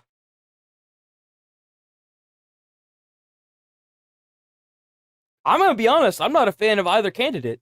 I think both the candidates are ridiculous. I would have voted for Bernie Sanders. That'd been the only candidate that I would have voted for. You know why? $1,000 a month. Healthcare. That's why. I don't care about what's going on in a foreign country. I want to solve what's going on right here at home. I want to know why I can't go down to the goddamn store and spend less than $100 on 4 items. The fuck's that about? That's what I care about. But as we got to see what was happening in Biden's group, Antifa plays perfectly for them. Absolutely perfectly. But it's a terrorist organization, in my opinion, and we're going to find out. All those questions are going to be answered. Charlie said, that there was no such thing as hate speech. Bro, that sounds so complicated. Oop. The EU really has their jobs cut out for them, bro. And there's a lot of protesting going on in the EU, and I really feel bad for y'all, dude. Oh, yeah. That's how it is in the US as well. We got all these laws, but some of them are so old, they need to be updated, but they're just dragging their feet with them. No one anticipated what happened to Charlie, but you have have always been in favor of free speech. Yeah, so do you have concerns about, some people look at this and you here are so unbelievable. You wouldn't, and who would do that? I mean, who would do it? Running through these plans and that's flowers. ruining. I haven't voted since I was able to vote, which, I'm 30 and I haven't voted for either candidate. I've said this several times, but I don't like either candidate. I don't like the idea of picking between two evils. I want to pick somebody that's going to help the Americans and be able to afford stuff. Straight up. So for me, I don't really care as long as I can pick a candidate that's good, but there hasn't been any that literally have built their foundation solely on that. And Bernie would have been a pick for me, but then they kicked him out because of course they would. So I was like, nah, I'm good. Properties. So I'd rather just, kind of like whenever you light a bonfire at night and you just watch everything burn. That's kind of what I'm doing now. I'm just kind of I'm chilling on the outside boundary, just watching everything kick off because I can't do anything. From just speaking. It's not the ruining property. It's the concept of doing it. Who would do this? No, it's horrible. You have people that are But we have the freedom in this country to burn a flag, but not to ruin, someone's. That's the question. Where do you draw the line? I guess. Well, you can say the ruination of property because you probably do better with that because free speech seems to be you're able to do anything. 50,000 so you can immigrants. say, That's but when I saw insanity. this thing, I couldn't believe it. Jesus. I had to rewind it and say, I love the rewinding. It's without it, we couldn't live without it because sometimes you can't believe it. But I watched this young guy running. That's right. Help lower prices. Get all these insurance companies to mark them as scams because they are. Get rid of this disgusting, useless healthcare that we have. Reform that, make it actually usable. There's so much that can be done, but none of these candidates want to do it. And that's what really kind of upsets me the most is instead of picking something that we need for America, we're getting whatever they want on both sides. It's like that on both sides. So it's like, well, what the hell? Like, what's the point of even trying to vote? I don't want either one of these two clowns. They both are like, not what I'm looking for. And kicking everything around. And he had a T-shirt on that was the same T-shirt. It's just a I mean, Trump talks a big game, but I've yet to see any actual change. I like what he's been doing. I don't agree with some of it. Obviously, I'm not going to agree with everything that everybody says. Just like you guys aren't going to agree with everything that I say. But instead of trying to kill each other, why don't we talk about it?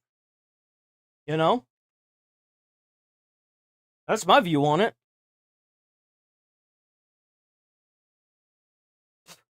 Okay. Let's move. So, I don't know if you guys know about Hassan Piker. But the bro just can't keep us. Actually, you know what? Hold on. Here we go. So, to give you an idea, Tectone. Tectone has called somebody fat, and he's actually been called a rapist. Okay, he's been called a rapist, and he called the same person fat, and he's the one that got banned. To give you an idea of the kind of crazy shit Hassan says. Lords who don't want to rent out their. By the way, this is XQC. Check them out. Who don't want to rent Why out is their this so quiet? properties. You said, kill them, murder them, let the streets soak in their red capitalist blood. He said that shit on stream. He's talking about Americans, if you're wondering. Nothing came of it. Doesn't that make you part of the problem with violent discourse? This was in a conversation that I was having with a landlord friend of mine, and it's, of course, hyperbolic, and it's not meant to be sincere. This is not sincere advocacy. It's not a real... But you say that in front of 30,000 viewers, one of them people's gonna take it real. Is it like he's putting like layers of explanation? But that's the problem that I have, and it's why I said last time. It's not that I'm not trying to pull the ripcord, but it's why I say, If you're wondering why he sounds like a cartoon character, it's because his original language was French. He's Canadian, so it's none of it's okay. It's why I don't. So it's why that's why you can't advocate for death and violence at all. Period. We're not gonna watch the whole thing, but I thought that would be nice to have an idea of how bad Hassan Piker's like rhetoric is online. He says this during streams.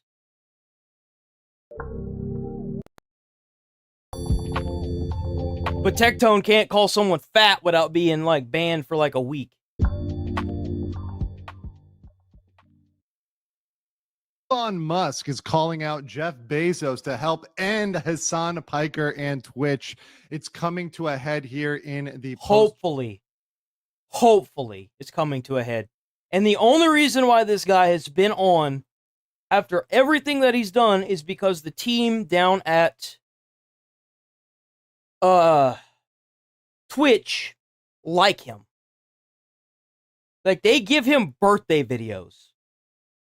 Straight up. And they show videos of everyone wishing him happy birthday. Charlie Kirk world. And we're going to get into it on the Legal Mindset. We teach you to be your own judge. Of course, I'm Andrew Esquire, American attorney. And this is the fast facts version of the quickest and latest. Yeah, we got Legal Mindset. Check him out. He's awesome. He hits the nail on the head every time when it comes to legal matters. If you like this format, please like the I video. am shocked Twitch has not been sued for the fact that other people have said it's favoritism. Favoritism. They haven't been sued yet because of favoritism. Because a lot of people can definitely get them on that. Leave a comment below on what you think. So we're going to get right into it with the presentation today. Of course, I've got a PowerPoint for you. Now, in this follow-up to the post-Charlie Kirk assassination, we've had many people calling for the removal of Hassan. Now, one of the big things that helped with this and really pushed this forward was a certain video by a certain Tectone here, which is the compilation he put together showing, saying, hey, Twitch is corrupt and needs immediate action. Twitch, you must ban Hassan. It's Tectone. That's hilarious that Tectone is the one that did this. Now, I cannot play that, or I'm not going to play it on the shorter version. Yes, please because don't. I think it's going to trigger the algorithm with some of the words that are said. Unfortunately, that's just the way it is on YouTube. But I've got a nice summary for you here of Hassan's statements. You can kind of read them for yourself here, saying, yeah, and I'm just going to Jesus Christ. That is insane. How is this allowed? He said this? Oh my God, that is insane. Delete them, delete those MFers, delete these MFers in the street, let the streets soak in their red capitalist blood. That is the direct quote there. Then you need to be gutting them. You need to be shanking these MFers and letting their intestines writhe on stage. And then he follows that with the Hassan follows. And nothing happened to him. Are you freaking kidding me? That I guarantee if Aspen knew about this, bro. Clip with slice he them would be up. advocating. Yeah, slice them and dice them. He'd be advocating to get him deplatformed. There is no way. There is no context. There is no later explanation. There's no in Minecraft you can add to that to make these comments okay. Thank you. When they are directed towards individuals, directed toward groups, directed towards specific people. These are calls to violence. These are wishing death, in fact, painful death on people for simply being your political opponents. Yep. It's completely unacceptable. And they wonder why people keep getting killed. Who'd have thought? I wonder where it comes from, guys. And this is like the most extreme version of what is going on right now, or was going on in social media for the past 4 years. Like, that's how somebody like this is able to slip through the cracks with such insanity. I mean, this is crazy. Of thinking is very much. What really sucks is that I honestly don't think Hassan really feels this way. I mean, maybe he does, but I feel like because of his audience, he's dug a hole he literally can't get out of. What ended up radicalizing an individual to ultimately end up commit the assassination of Charlie Kirk. So this is exactly the sort of behavior that needs to be eliminated from the workplace, from the media, etc. This does not need to be out there. Once again, death threats and calls for direct violence and calls to violence or insurrection have never been protected speech. They've never been something. Thank you so much. You are protected with free speech. You can flip a cop off, but you can't say you're going to hurt them. That's not free speech. That's violence. That is calling to violence. That is threatening. You can't just threaten people. You can't advocate for death, dude. It's not how the world works. Stop doing it. That's out there. And it's insane that Twitch hasn't done anything about this. Okay. And in fact, if somebody who is the political opposite of Hassan had said this, they would probably be behind bars. They would probably be investigated by the FBI. That's the crazy part. Probably be locked up. But for too long, we've allowed these comments to slip, and we've allowed these comments to. Well, what do you think free speech is, guy? Because you're gonna get banned. But please, I'm so curious to know what your definition of free speech is, Mr. Plant Man.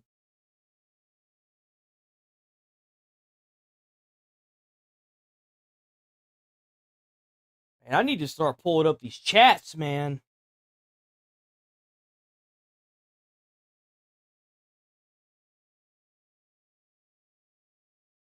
Maybe you should go read the Constitution and read what it says.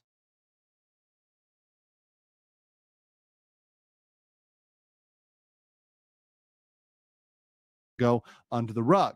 And it's only now that we go back and review them and say, no, we need to stop this, we need to clean this up, that we're actually looking at.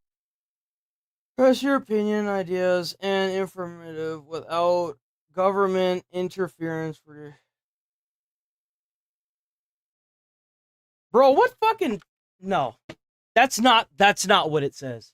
Check this out. Let me show you what it actually says, since we want to sit here and say stupid shit and not understand what we're talking about.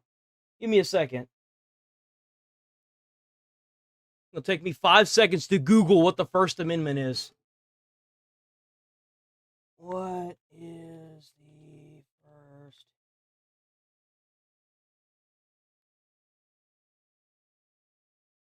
I want it word for word. Where is it at? Yes, Constitution. The first one, I believe it's the first one. First Amendment explained. I want the explanation. I want.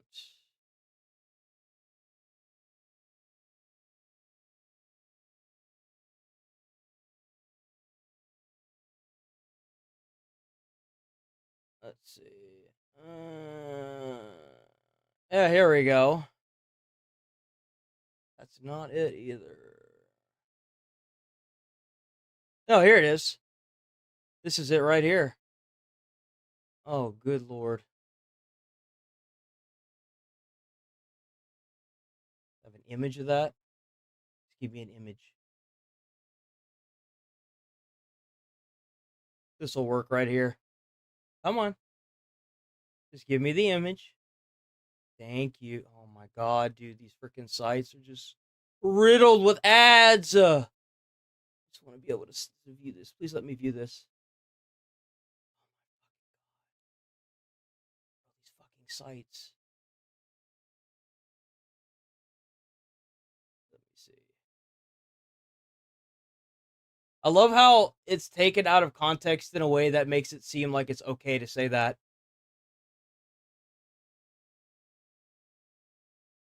Censorship, express themselves. Peaceably. No, this is it. This is it right here. There we go. This is it right here. Here you go.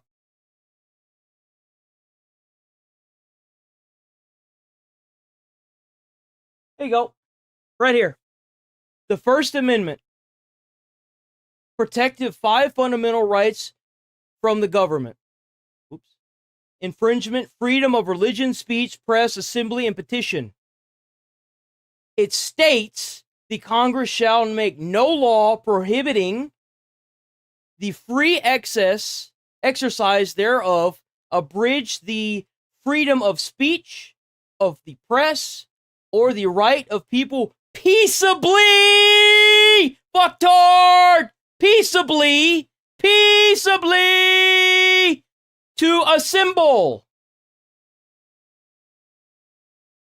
So now you can get banned because you don't know.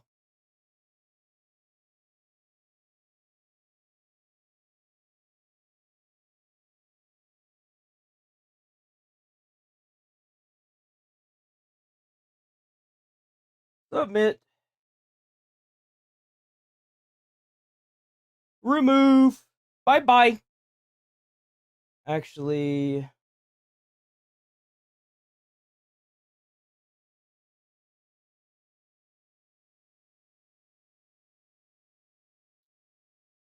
Thank you. Someone else who also has knowledge based on the fact that you can't incite violence. It's in the Constitution. Peaceably, fucker. Peaceably. It's right there. How do people... It's crazy. He took this sentence right here. He took this sentence, and it's not even the full sentence. It's got pieces taken out of context and put in a way that makes it seem okay to call for violence. You've got the rest of the First Amendment you must follow in order to get there. You can't just take half of a sentence and put it together and think that it's okay. That's not how the world works. Peaceably. Jesus fuck. These people are ridiculous. Bro, that actually is so triggering, boys. It's so triggering. I can't with that. God, that is annoying. God damn.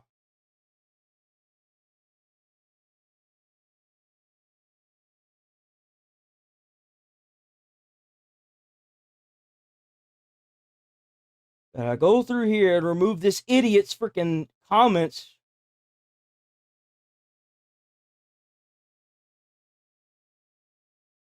That's what I was talking about. That's what they do to Asman all the fucking time. They take like a clip and they word it in a way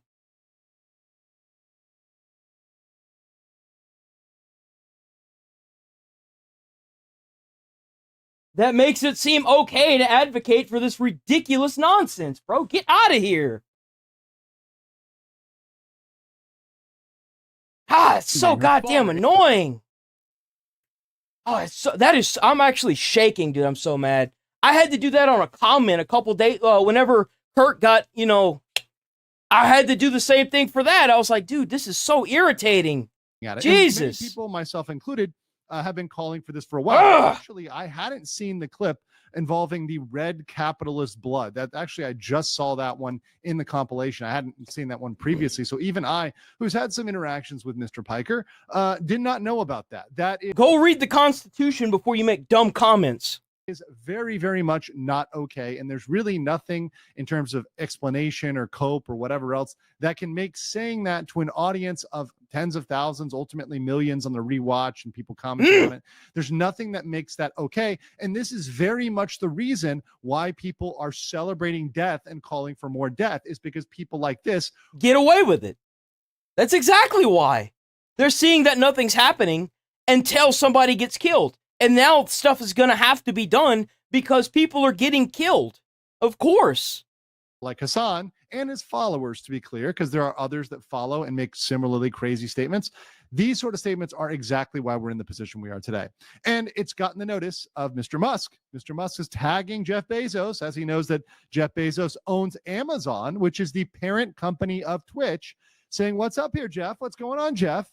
Now, mind you, Jeff is no longer the CEO of it. And you know what's crazy? As I said that, I said the only way they're going to deplatform Hassan is if Bezos gets involved. Is if Amazon cracks down on Twitch. Amazon, but he is the largest shareholder and the executive chair of the board of directors. So he has a lot of say. In fact, I would say it's actually a better position than the CEO because you don't have to run the day-to-day. You just have the most say in the company. So Jeff Bezos can absolutely team up with Musk to stop this. And he's got a massive incentive. I'm going to explain to you why. So there are morality clauses in corporate contracts. I've talked about these before. I'm going to talk about them again here today. You guys really, really need to remember this because this is standard language in almost every corporate contract. They allow for cancellation for anything that would damage the reputation of the company or anything negative for PR. Anything that's not going to be positive for PR in the company, they can terminate for I that. don't think Twitch gives a crap about that. If I'm being completely honest, I don't think Twitch has given a crap about PR in years. If I'm being completely honest, Twitch hasn't cared about PR since they launched. They don't care.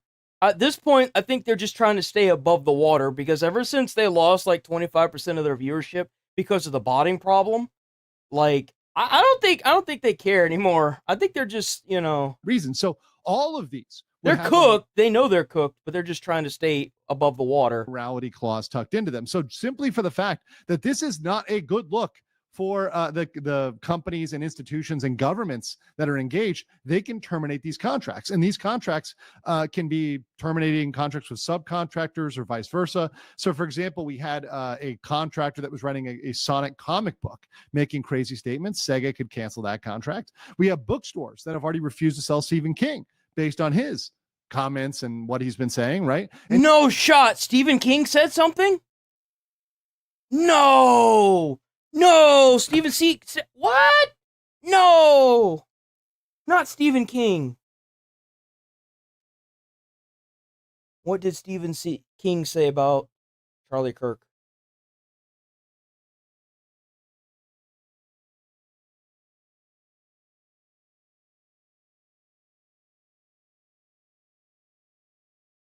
Oh, he apologized. He didn't die on the hill, boys. It says here, Stephen King apologizes for false claims about Charlie Kirk after his death. Okay, so not only did it not happen, it was false, and he apologized for it anyway. Okay, it's okay. Stephen King's still in the good graces. It's okay, boys. Calm down.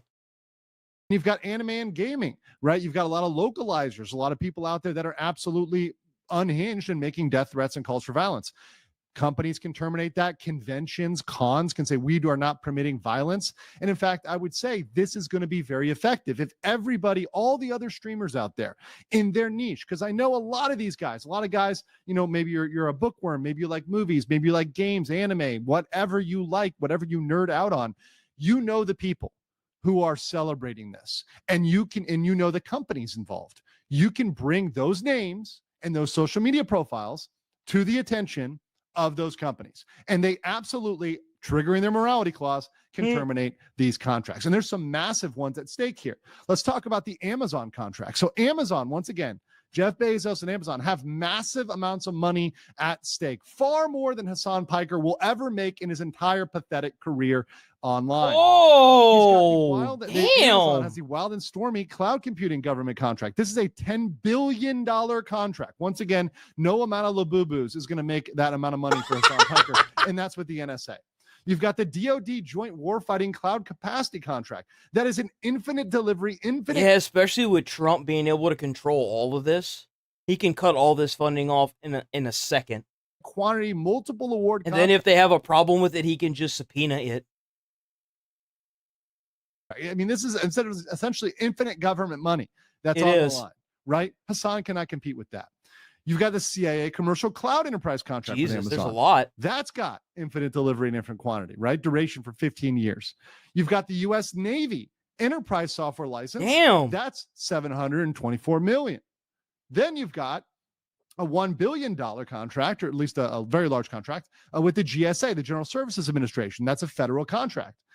And you've got many, many, many contracts, not just with the federal government, but with state and local government with Amazon Business. So many, you've got Jesus. potentially all these governments, including your local government out there, guys. And by the way, if you're liking this stuff, like the video right now.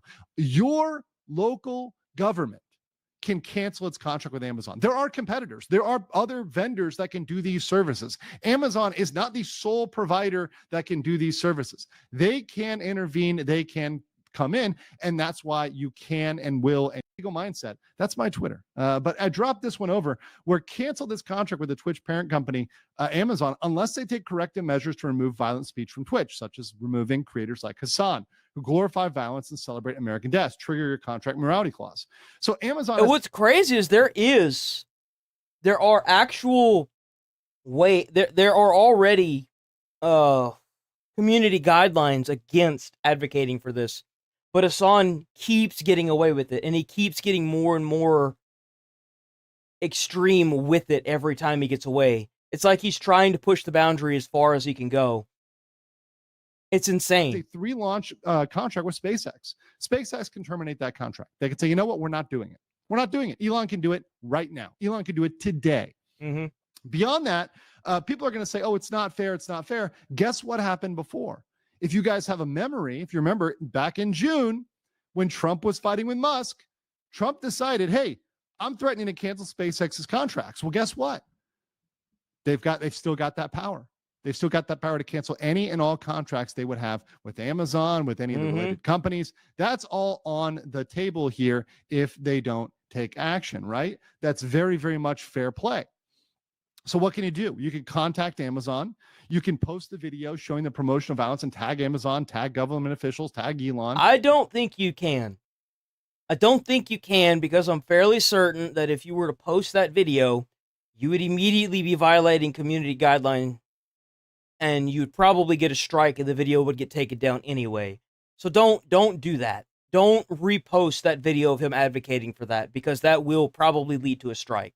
Now, it's different whenever a lady is talking about what he advocated for. But if you try to repost the video of him actually saying that, and you don't have like any kind of like explanatory thing going on the video, there's a good chance you're gonna get a strike for sure. Contact your politicians. And not to mention, I doubt Hassan wants you showing that anyway. You probably get a copy strike on top of it, so don't do State, that. local. Encourage companies to seek alternative contracts with vendors other than Amazon. So say, hey guys, listen, go to their competitors, go to somebody else. You don't need to go to Amazon unless they fix this problem. If Amazon is unwilling to fix this, they need to go. And I now, agree. A little bit of tips here. This is something that somebody pointed out to me and something I said on another video. Treat this like sales. When you're making these calls, making these emails, treat it like a sale. First of all, start with consideration of the other people and their perspective and time. You know, obviously thank them for their time, thank them for listening, be very polite and express why this issue is urgent. Hey, this just happened with Charlie Kirk. There's other people at risk here. This is something that others are going to try to repeat. He also advocated for employees to contact OSHA instead of going and doing the open door policy in their own companies, because it's a joke anyway, about anyone that's around you that is okay or cheering for what happened to Kirk. And if you don't feel safe, please contact the OSHA number that was provided in the prior video. Check out Legal Mindset. He should have it in one of his videos as well. You don't even have to go to mine, go to his. Give him the views. And check out the video with the OSHA and what you can do to report an employer or an employee that you don't feel comfortable or safe around. Remove violent individuals and the promotion of violence ASAP, right? Give them specific names or actions. Hey, we want you to cancel this contract. Hey, we want you to terminate this relationship. Hey, we want you to stop doing X. Let them know and offer to help them if needed. If they need information, if they need social media profiles, if they need clips, videos, offer to forward them all of that. And you might want to link them to the video, like Tectone's video out there on X. You can download that video, get it out there, and say, hey, look, take a look at this video. This is what's being said. Okay, so if you go to Tectone's Twitter, it's literally just TEC? I think it's TECTONE. On Twitch, which is a subsidiary of Amazon. This is an Amazon, baby company, a subsidiary of Amazon. Hey, look. It's kind of interesting that he had to make it a downloadable link because, like I said, if you try to repost that video on any other platform and you're not Hassan, there's a good chance you're going to get a community. Or like, if you try to post it on any other platform, you're going to get a community guideline strike regardless of who you are. Even Hassan. That's why it's not anywhere else other than on Twitch as a clip.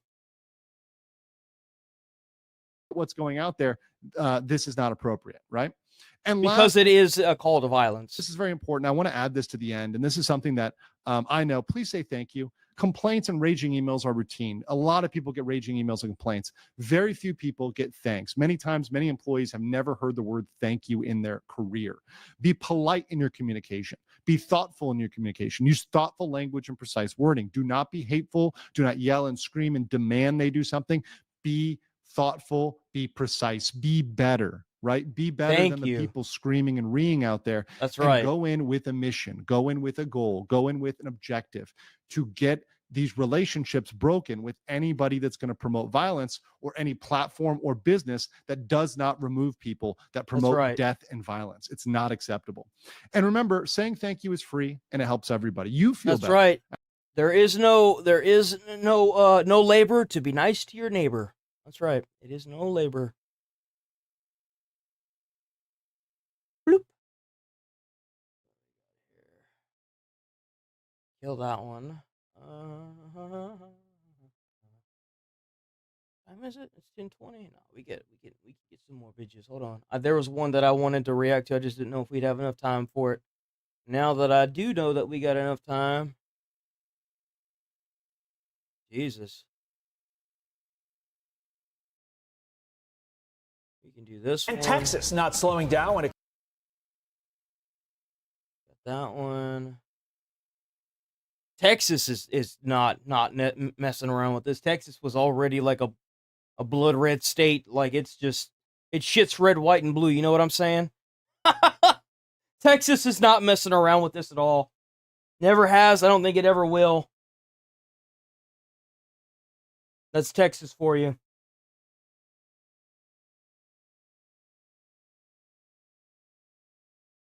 You know what's crazy?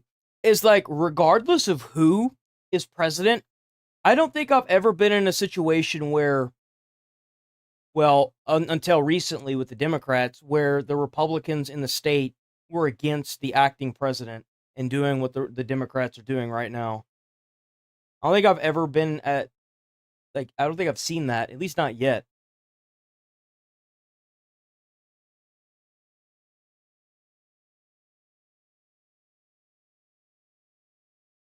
Part of me wants to watch this. It's as an entrepreneur. Of course, it's Fox and Friends. Who else would it be? There was something else. Hold on. There was something from Bellular that I wanted to look at. Where's it at? Bellular.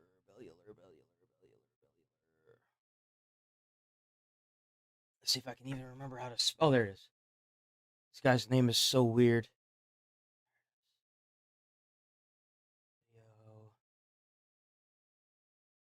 This one. Maybe not. Let's just do these ones first, and if we got enough time, then we'll do that one. Okay. Let me use the bathroom real quick. I'll be right back.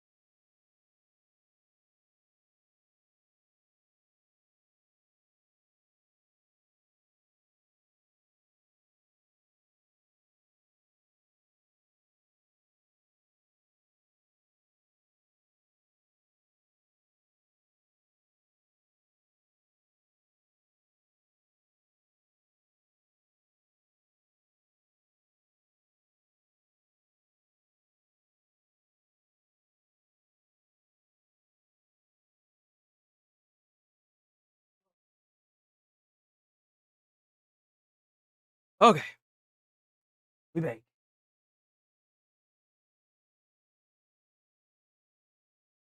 So, what the hell is this? Boom! All right, let's get it. See, this is the whole reason why XQC said he never wants to be in a room alone with a girl. A deadbeat father, tricking millions of people on the internet. You don't know who this is? This is the Tozy. Check him out. Awesome content creator.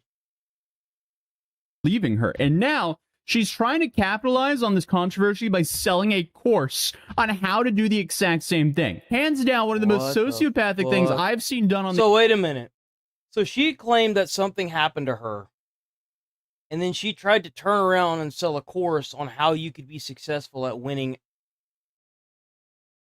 On how to set it up to where the same thing could happen to you. And then she tried to... That's a mouthful. Internet for a while. And while this whole situation began a few months ago at the end of May, an update from a few weeks ago quickly escalated this from being about a TikToker making a stupid video and doubling down like 12 times to a TikToker solidifying herself as an absolute scumbag. So, unfortunately, meet Vanessa Vibes, the TikToker who fabricated an entire guy's story to try to become famous off of his name. And now it hasn't worked. It seems like she's attempting to at least make a quick buck. That happened recently with that other guy. That girl was posting those like recent TikToks claiming or leaving up in the air that she was SA'd, and then come to find out she wasn't SA'd. And it's like, but the way you uploaded the videos, it made it seem like something had happened. And then she like falsified messages too, just to bring him down, and it didn't work because. And the guy we're talking about today is Ray William Johnson. The dude is Yeah. essentially the godfather of YouTube talk shows and or reactionary commentary on YouTube. And he's the first creator to ever hit 5 million subscribers, and he did so with his show called Equals 3. But according to Vanessa, he's also the deadbeat dad of a long-lost daughter he never wanted. Those are some absolute wild accusations That just to is throw out there on something TikTok new. for millions of people to see. Also, massive spoiler alert, he's not, and everything Vanessa claims is a complete lie, as this woman is literally crazy. It's just extremely apparent that she will lie for any attention at all, but unfortunately, because her video has 15 million views and over 800,000 likes, there's a lot of people who believe this. And now, people actually need videos debunking it, because there's so many people that actually believe it at this point. And while the situation started a few months ago, she's still actively slandering the guy. So I guess I don't understand how there's not like a way to get that. I mean, I guess you can. He can sue the shit out of her. He can sue her for a lot of money because of slander. So let's just start from the top, where at the end of May, she drops this original video with these crazy allegations. So this guy, he's my dad, and he abandoned me. What? Holy This is Ray God. William Johnson, and he's from Oklahoma. He's super famous on YouTube. Now Ray, my dad, used to study in Columbia University. My mum went there too. She grew up in England. What in the hell is wrong with the internet? But moved to New York to study. And Ray thought my mum was fine, so they started dating. They hung out all the time. Here's a photo of them at a bar having fun. They both had big dreams. Ma'am, you are in your 30s. What are you smoking? This is straight up impossible for you to be his kid. Also, right off the bat, this style is almost a straight ripoff of Ray's content format, which she's admitted in one of her live streams, but we'll get back into that later on in this video. I started copying his content because he made a video on how to make his content, so I took his advice. And I mean, just looking at her past here on TikTok, it's not really a surprise that she'd try to steal his format, given Vanessa tried just about everything to go viral with little to no success. This just seems to be her latest method at doing this. Because since she started her account, she's clearly been lying for views. My boyfriend caught me cheating on him. It was a mistake. Huh? It wasn't my fault. I was ovulating, and the guy was rich. Biologically, I'm wired to get with the best provider, so technically... Oh, it makes so much sense now, just based on how she's talking. Oh god, it makes so much sense. Clearly, this is rage bait, but I also think it's natural for her to act as someone who's unlikable, because that's the only genuine thing about this woman. Whose idea was it to give women rights? Yeah, okay. But then she pivoted to this whole pick-me genre to appeal to, I guess, a male audience. I can't stand pick-me women. God, they're so annoying. They're so Women are the weird. problem. Like, no one wants a woman that's gonna sit there and burp and fart and act like a fucking degenerate. Like, we already deal with friends that do that. We don't want a girlfriend that's gonna do that, or to marry somebody that's gonna do that. That's a great way to not find somebody. Not men. Instead of injecting your lips and pulling your skin behind your ears to make yourself look younger, fix your attitude. Men don't want to recycle. I agree. You should fix your attitude because you're crazy. Plastic. But I guess those Could videos agree did more. not get her That's the probably the only thing we agree about. attention she wanted. If only she just took her own advice there and fixed her attitude. But instead, she just decided to go on with her next desperate attempt. Because Vanessa, in her most desperate attempt at clout chasing yet, makes this elaborate story claiming that Ray is her deadbeat father. And we're not talking about like some speculation like, hey, No, he she might be claims my it. dad. Yeah. No, she says with full confidence, and she's like built this whole story around it. Like with the amount of like world building and lore crafting here, you would think that she's like some sort of like Wattpad fanfic writer. But on top of that, she used a whole load of AI generated photos for immersion, full timeline of events, backstory, drama, and of course completely ripped off Ray's style of making videos. And Ray thought my mum was fine. Deadbeat father.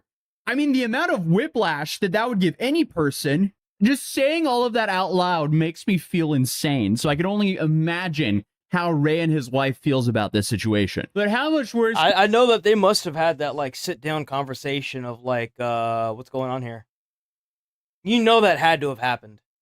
In this skit. And then he's probably like, I have no idea.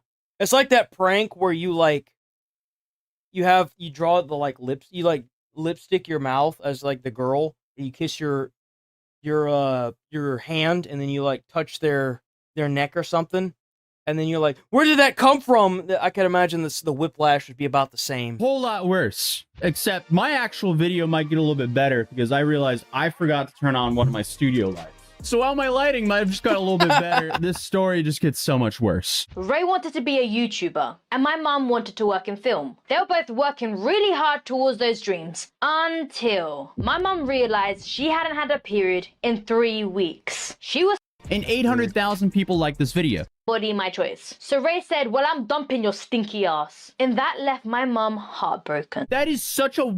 That's weird. I mean, I hate to break it to you, but if the guy doesn't want to have anything to do with a woman and the baby, then that's just how it is. I mean, you can send him child support, and do that, try to be in the kid's life if that's how you feel. But if you don't really want to have kids and you're being forced to have kids, then that's... I mean, you can't really call them a deadbeat before they even, And I can say this because, like, I actually told my dad whenever I was 6 to stop calling me and telling me he's going to come pick me up because all he was doing is breaking my trust. So, like, my dad was a deadbeat. And the worst thing you want in your life is somebody that's just going to sit there and kick you down 3 more feet than what it already is. So if they really don't want to be there, forcing somebody to be there is not going to make the situation any better. And calling them a deadbeat doesn't really solve anything either. Wild quote to just make up about someone. And again, 15 million people saw this on TikTok by itself, and 800,000 people like this video. Meanwhile, on Facebook, you have over 5 million people who've seen it. And the story just sounds like it was ripped. She must have gotten like a couple thousand. Like, she must have got thousands out of that. That video must have made her so much money. Straight out of some Tumblr era fanfiction post. So of course she would take that and run with it, because that's what usually ends up happening with these. Is like, it's like it's either a negative or a positive feedback loop. You say something negative and you get a feedback loop and you just keep doing it, and then it spirals into what you see with Hassan, or you get a positive feedback loop and then you get something like Hasman, who runs his audience doesn't run him. And that's where most content creators try to aim. At this point, the only thing she's missing here is her mom selling her to One Direction or something. And thankfully, I mean, looking at the comments of the original video, it seems like a lot of people agree that this is just absolutely insane. But I guess just for the sake of covering the story, let's go over her claims. This is all fake, but apparently Ray met her mom in college, got her pregnant, demanded an abortion, Did he even go to dumped college? her when she refused, and then completely ghosted them both. Then, according to her, her mom had to move back to England and raise her in poverty, while Ray became a mega famous YouTube star. She then included a photo that's supposed to be her mom and Ray together back in 2002 to make her claims see a little bit more legit. Except, again, this was actually Ray and his wife back in 2018. Then before you know it, the internet starts treating this like an episode of Jerry Springer. Some of the comments were 100% convinced that this was legit, while the majority of people, thankfully, could smell some BS here. But also, as I'm sure that you're aware, the internet often... That's how it was with me and Dip. Whenever that lady was trying to say that he was crazy and like doing all this stuff, and I was like, bullshit, boys. Doesn't really care about how true something could be if the story is wild enough. So they'll run with anything. So of course, people just started sending waves of hate towards Ray, calling him a terrible father, a scum, a rat. I wonder what Ray said about it. He points out that in 2002, not only did YouTube not I used to vlog actually uploading vlogs during his senior year of college. Oh, wait, I'm so sorry. But he wasn't in college. Forced Ray to respond to this, and he completely debunks all of her claims. First, he points out that in 2002, not only did YouTube not exist, but he wasn't in college yet either. Which makes her That's hilarious. Story impossible from the jump, since it was back in 2010 when Ray was actually uploading vlogs during his senior year of college. So not only is there proof that she lied, but it's also just publicly available. One, I didn't go to college in 2002. My senior year was 2010. I used to vlog about it very publicly. It says it on my frickin' Wikipedia page. He began posting videos on YouTube during college. YouTube wasn't around in 2002. Two, this image that's, again, supposedly from 2002, you're telling me that I've looked the exact same as I do now for the past 23 years? Really? Three, since I was in college around 2000. It's so sad that he had to make a video trying to defend the stupidity. Because people are just so dumb. 10, and I got someone pregnant that year, allegedly, that would mean that that baby, now in 2025, that baby is 15 years old. This woman is not 15 years old. This woman is at least 35. Yeah, she really had Ray looking like a Funko Pop in her version of that photo. But if you thought all of this would be over after Ray finally debunking everything, you would be extremely wrong. I don't know how, but she's just getting started. Like, she immediately posted this on her Facebook account. Ray's a bad dad. Like, I personally think if you don't want to be a dad, you should have that right. Because if women want to have an abortion, they'll have an abortion. So I'm not hating anyone. I mean, this is just so far beyond a parody or a joke. This is just straight up disgusting. This is stalker-like obsession and would definitely pass as targeted harassment. Because, I mean, the fact that Vanessa had the arrogance to demand a DNA test and respond to why Ray hasn't been sued for child support, that's just completely baffling. Why wasn't he sued for child support? Well, he wasn't sued for child support because mom didn't have money for lawyers. And, like, she tried to get, like... Well, you do now. You do realize that you, as the child, can actually sue him, right? So why aren't you suing him? Free lawyers, but like they weren't really helpful because if you don't pay for things, you're not gonna get the best lawyers.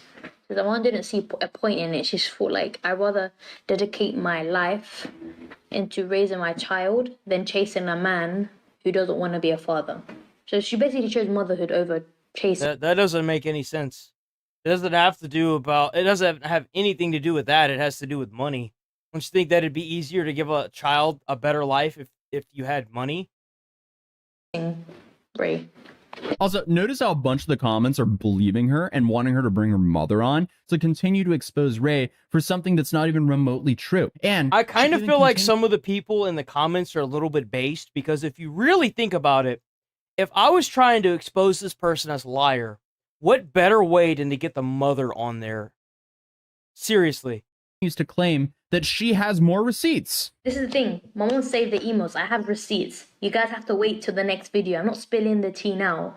You guys have to wait. I got all the receipts and it's coming in the next video. Yeah, so making up drama for clout isn't new defense. So guys, I lied. Obviously, Ray William Johnson is not my dad. Oh, wait a minute. Because she obviously didn't think.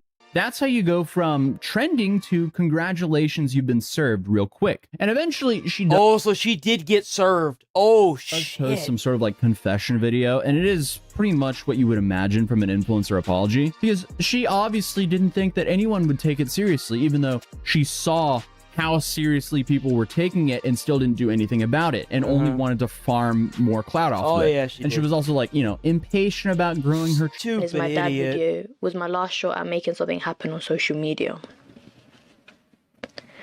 I got impatient with my channel and I always knew that controversy. Over 25 million people have seen her slander Ray. She also continued to double down over and over and over again after it went viral. So she has no defense here. It still blows my mind that so many people's first and only priority is going viral. And that's just where That's what I don't...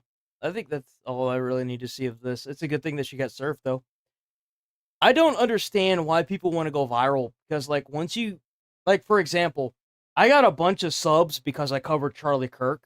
And none of those people are returning to the videos after. Just because you go viral and get a bunch of subscribers doesn't mean that those people are going to continue to return. It doesn't work like that.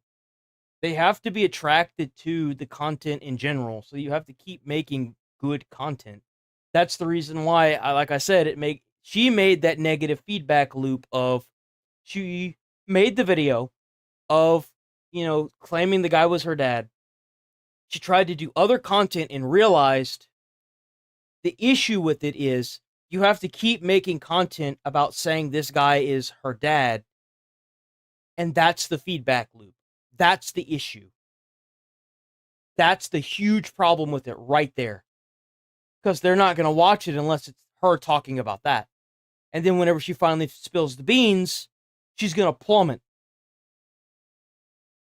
That's what you don't want to happen. Going viral is never a good thing. Like, whenever I got a video, I had a short that got like 25,000 views, and I was like, fuck! Now my entire analytics are going to be thrown off for the rest of the month. I'm like, great, that's awesome. Now my analytics are going to be jacked for the rest of the month. And I've already seen the numbers start to plummet. And I'm just like,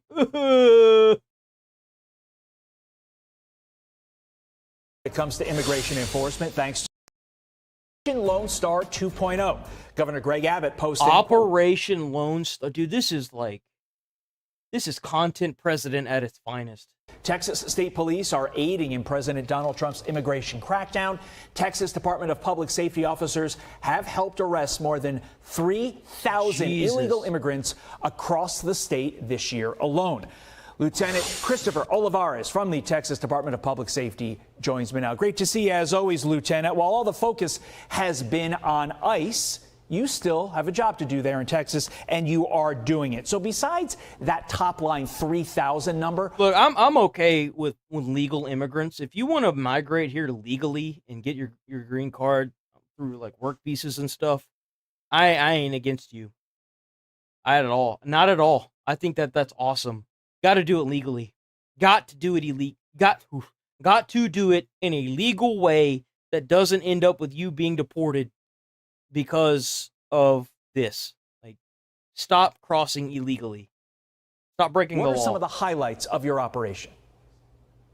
Well, Todd, good morning. So, of course, we have to go back the last 4 years when Governor Greg Abbott launched Operation Lone Star due to the unprecedented surge of mass migration at the border, especially in Texas, where we're averaging anywhere from 8,000 to 10,000 legal border crossings a day. Crazy. And, of course, during that time, Texas was the epicenter for mass migration.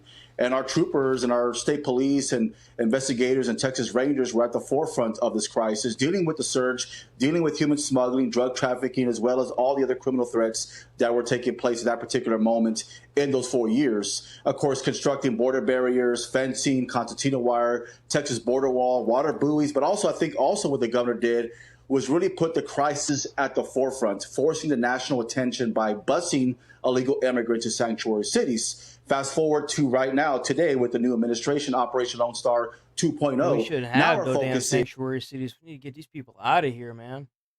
Because that's our taxpayer money sitting in where they're sitting at in jail. That's our taxpayer money paying for their stay. Like, regardless, we're still paying for them. They need to go on and get up out of here, man. Obviously, now we don't have such a high volume of illegal border crossings because of the crackdown from the current administration. So now our efforts are partnering up with ICE, other federal law enforcement agencies, DEA, ATF, Border Patrol as well, and doing these strike force operations in the interior of Texas, focusing on larger metropolitan areas, while we still have specialized teams on the border working near the river, focusing on human smuggling, drug trafficking. We also have specialized teams that we call strike force teams that are working with agents. Because, like, the thing is when these people cross illegally, they don't just cross by themselves. They usually have, like, skin traders or, drug dealers that smuggle drugs with them when they cross like that. Like, you can't justify these people crossing. There's no way, dude. It's cracking down on criminal illegal immigrants that are in the state of Texas. Right now, currently, we have over think about, like, if any one of them just so happened to be, like, a terrorist from foreign country and they came here to, like, bomb something. Like, it could be any one of them.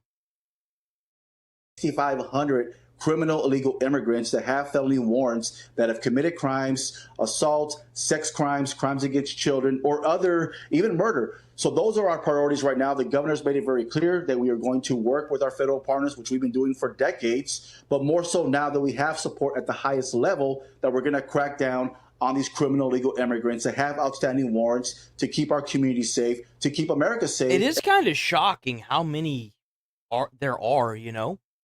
It's kind of staggering, the numbers of people that are getting deported. Like those 450 or 475 plant workers that were at that Hyundai place. That's kind of crazy. And most important, to dismantle criminal networks that threaten our security. So that is a mission moving forward. You can't say all these numbers aren't affecting our economy. They definitely are. Like, if it was like one or two, sure.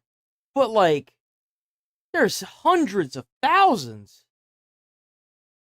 We're doing so many different operations in the interior of Texas. We just also put into law our first ever Homeland Security Division. This is going to bring all of our intelligence capabilities together under one intelligence apparatus, also border security cameras as well, so we can share real-time assessments to not only federal partners, but also our DPS personnel in the field. So we are making tremendous strides as far as border security, and our efforts remain committed to keeping our state safe and working with our federal partners. Yeah, and to your point, with the federal partners, it really helps when they are a partner. And amen to that. Okay, here we go. This might tug at some heartstrings here, boys. Hope you got your handkerchief. Just hours before his assassination, Charlie Kirk sharing these words to live by in his final interview. It's good no matter what season of life that you're in. If you're going through the worst of times, this too shall pass, and things are going to get better.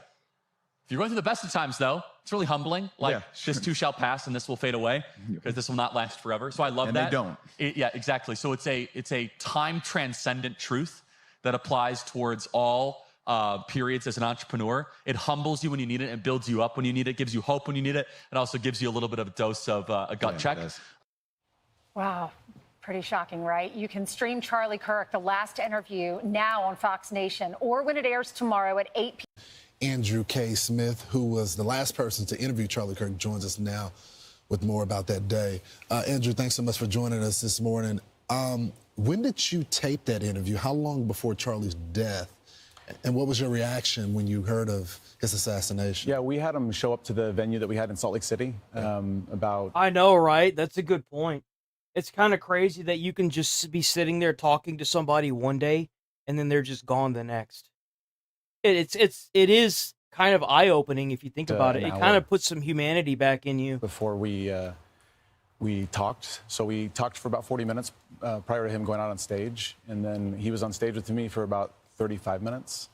Talked for a few minutes, and then we took a picture, and then he darted out the back door to go get in the Suburban with his security detail. And 40-minute drive down to UVU, and then he was out in the auditorium. So it was very close, and I had no idea what we were sitting. What was about to transpire? Yeah, no, there's no way to even imagine that. Well, you hosted this event. It's called Restauntology 2025. You own 500 restaurants. You're part of, you are co-founder and managing director of Savory Fund. So you know a lot about this business. You wanted him to come on to talk about, he's an entrepreneur as well. He started Turning Point USA, and you said it was lighthearted and it was fun. He gave some scriptures, and some people were hesitant, but then they ended up being inspired by his message.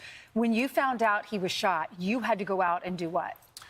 We had to tell him that, the audience didn't know. We had just said goodbye to him. We were backstage. We were running the event, myself and my team. And as soon as it happened, we were told there were some people that were actually at the event, some friends of ours that were at the event. And they just said, I think you just had Charlie on stage. He was just shot. And it was hard to even imagine I saw his shorts every now and then. I didn't know how big of a figure he was, honestly. And then I saw that it had said that he had been shot, and I was like, what? I thought about it, and I was like, there's no way. No way. And then I kind of had this realization that a lot of stuff is about to change. Because these people, they keep getting killed. These rich people keep getting killed. And the only threat that we have to our freedom of speech right now are American people that are advocating for death and violence. Because what do you think is going to happen if you keep advocating for death and violence and people keep getting killed that are rich? They're going to take the First Amendment away. And you don't think they will? They will. It's just a piece of paper. They will snatch that hoe up faster than you can bat an eye at it. They will take the Second Amendment away too. You don't think they will? They will. If powerful enough people that are rich enough want that shit to be snatched up, it's going to get snatched up. Got to stop doing this. Got to. Process that was surreal. What was the reaction of the crowd? And I'm not saying this to be like, that's how I feel.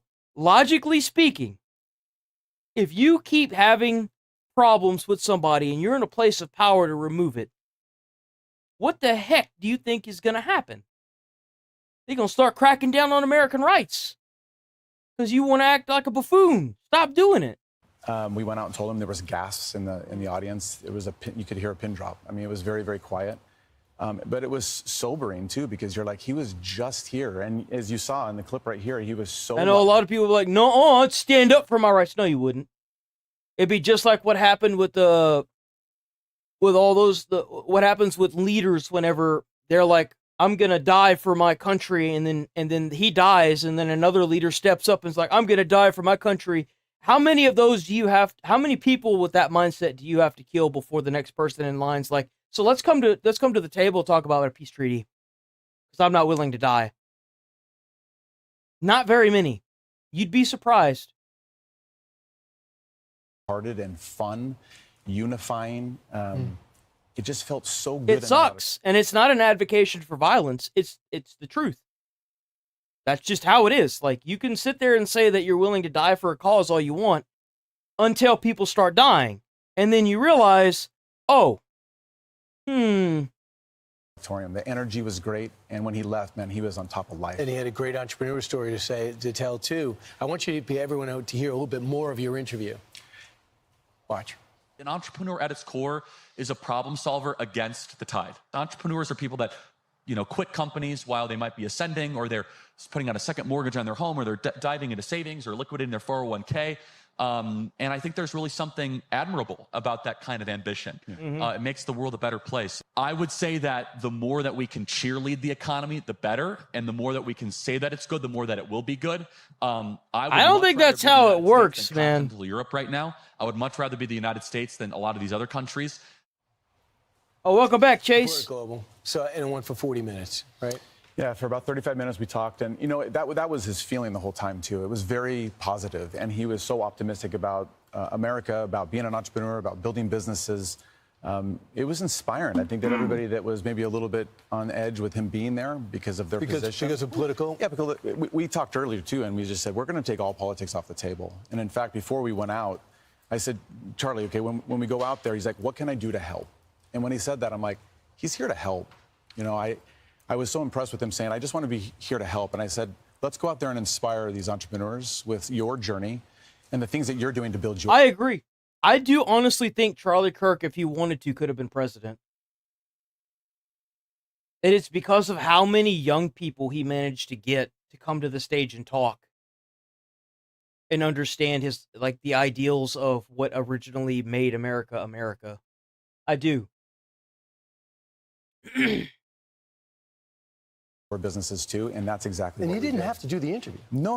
Yeah. His cousin is actually related to one of our brands, Houston Hot Chicken, and he is his cousin. And so he said, I think you should talk to my cousin. And I'm like, well, who's your cousin? He said, well, Charlie Kirk. I'm like, I know him. I don't know all about him. I don't follow him like everybody else does. But when I got to know him, man, his mind and his entrepreneurial edge was just amazing. I'm like, you're an entrepreneur? And he goes, well, yeah, I think I am. I'm like, no, you are. So you should come and talk to these other entrepreneurs and inspire them. Do you think he's one of those individuals, and the president often gets this criticism? You see the headlines, you see the videos, and you don't really know the person. But when you meet them, your mind just changed. Yeah, that's right.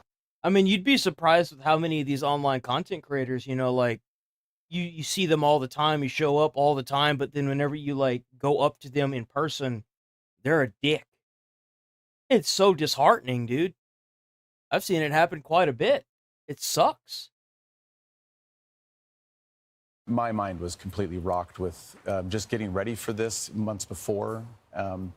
He was gritty. I mean, he had some developments he was doing. He's like, Andrew, you should put some of your restaurants on my land. And I'm like, okay, well, we should talk about that. In the middle of everything he's doing, and he's always saying, hey, trying to add more. What did you think about that piece of land? I mean, he was an entrepreneur. He was pushing his other initiatives that he wanted because he was excited about it. And then meeting him too, yeah, you realize that man, he was a good man. He was a man of faith, and he wore it on his sleeve, like he said right on our conference. But you could feel that spirit of him. Didn't he say, I'll call you later? He says, I'll call you after the event. I want to do more like this with you. So let's do it again. That's incredible. Wow. Andrew K. Smith, thanks so much. And that's, by the way. Yep, he was a go-getter, that one. It's very unfortunate. I feel like he could have gone so far. He really could have. He could have gone so far. It's just over now, man. That's really sad. That's really sad.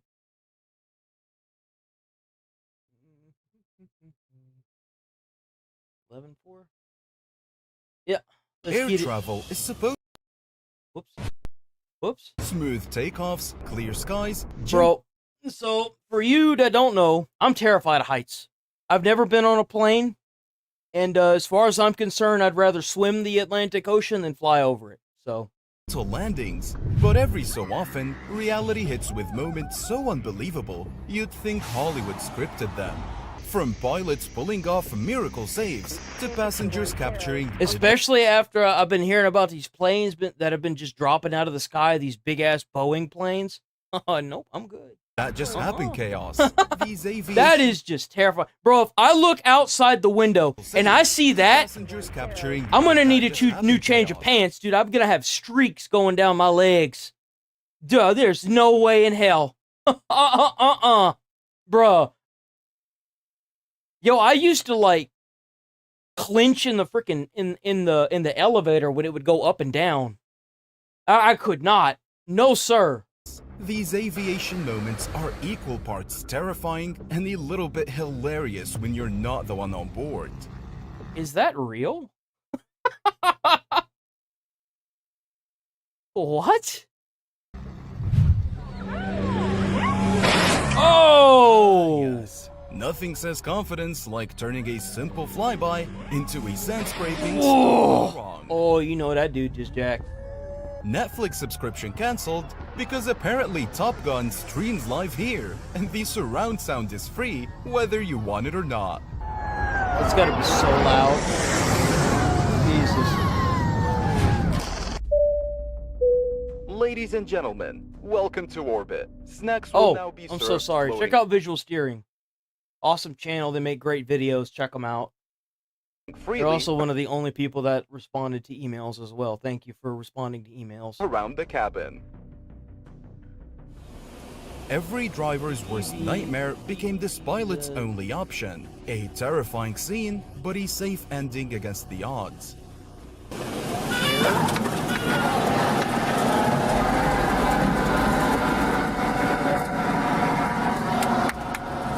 Probably have to save it. We'll save it for Monday. But you could post videos in the thing. Try to do it the day before, so that way I can like plan for it a little bit.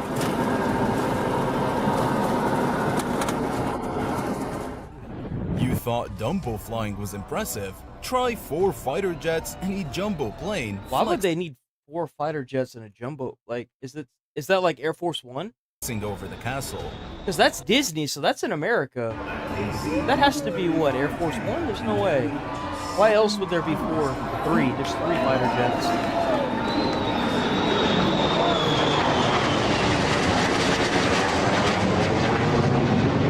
What an interesting time for that to happen. Oh, nope, there's 4 more. Jesus. What the hell was on that plane?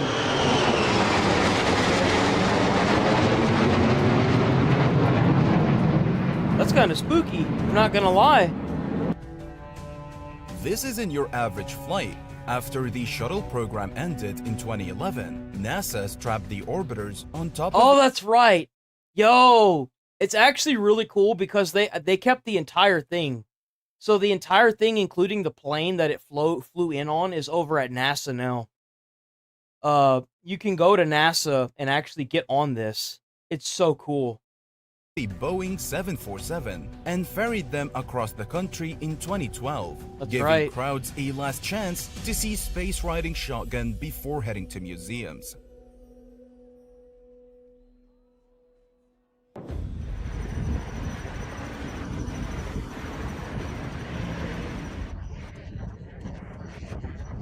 Oh, what is this? Gustava. Pilot said he'd wave to the crowd, but apparently that meant with the landing gear.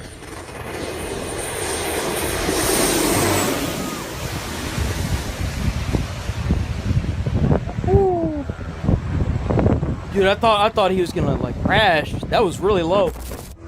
That rumble isn't the crowd. It's a B-2 Spirit stealth bomber. That's the only plane in the world that we currently own that no other country has been able to get the technology to. Every year, the Air Force does a flyover at the Super Bowl. That's the And only nothing one. pumps adrenaline like a $2 billion plane casually cruising over your nachos. That thing looks like a damn alien spaceship, bro. That thing looks crazy.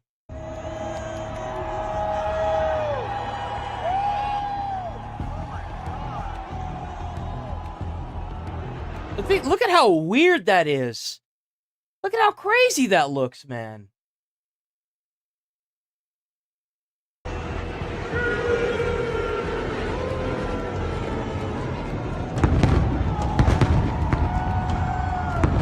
Like, look at all the rest of the planes that we ever made, and then look at this thing. Look at how different they are. It's like that damn thing came in from a different planet.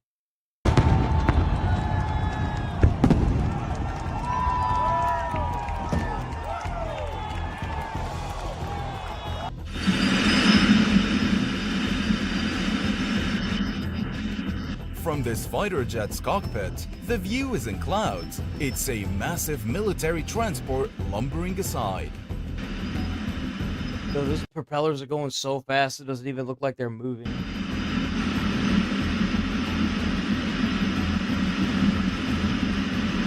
How can you even see that?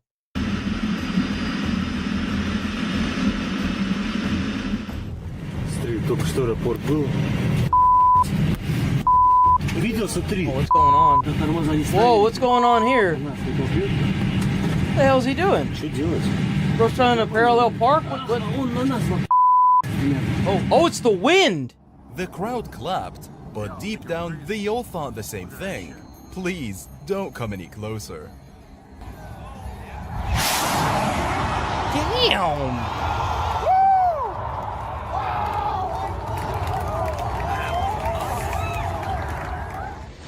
Who needs flight simulators when the pilot treats an actual city like a video game? One wrong move. Bro! Oh, you know someone got grounded after this. No way! Bro's playing Grand Theft Auto! It's a very expensive game over. Oh! Yo, man, how the hell do you even put that on insurance? My truck got hit by a fucking plane, bro. Like, ow. Oh, the crunching. Fun fact. It damaged the plane, too, to top everything off. Aircraft collisions don't always happen in the sky. Sometimes it's just a parked car learning about aviation the hard way.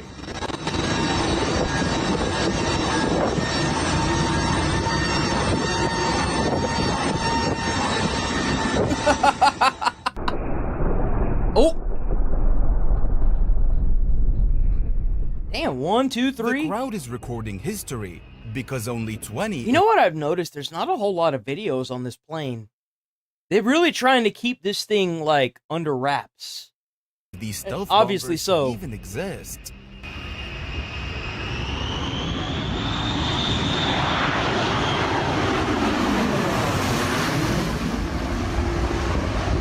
Where does that thing even have turbines at? Like, how does that thing even move? These aircrafts aren't just hauling cargo today, they're carrying the spotlight.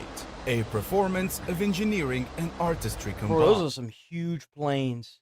Those are massive planes. It is impressive to see these guys that are in this tiny little cockpit driving these things like they're in a video game.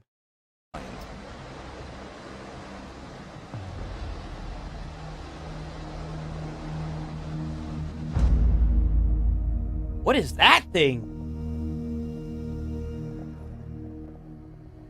What you're looking at is Stratolaunch's Rock, the largest plane in the world. Why? Why? Why does this thing need to exist? With a wingspan of 385 feet, longer than a football field. Damn! It was built not to carry passengers, but to launch rockets into space from high in the atmosphere. Oh, that explains the middle. Okay. Does that thing actually work, though?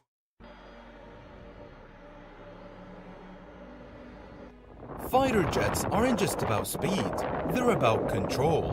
Going from low level to vertical in a heartbeat is exactly what they're designed Oh, there you go. I was wondering why that other one, the air didn't hit them.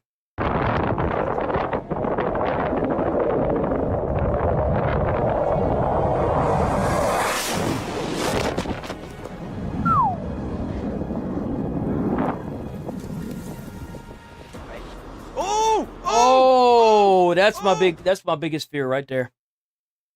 That's it right there. When I'm on a plane and I see that I'm in that and I'm dealing with no sir. You're gonna there may not be a single death on that plane, but there's gonna be one heart attack, I promise you. Stop it! That sideways approach isn't a mistake, it's a technique. Pilots angle into the wind to counteract drift until the last second. Now you tell me those pilots weren't like, oh flipping heck, hold on a minute. Oh my goodness me, how we did not go around, I just had no idea. Sadly, the Sol AN-225 was destroyed in 2022 Oh, that during sucks. the Russian invasion of Ukraine, making every video of its landing an irreplaceable piece of history. They could always remake the plane, I mean.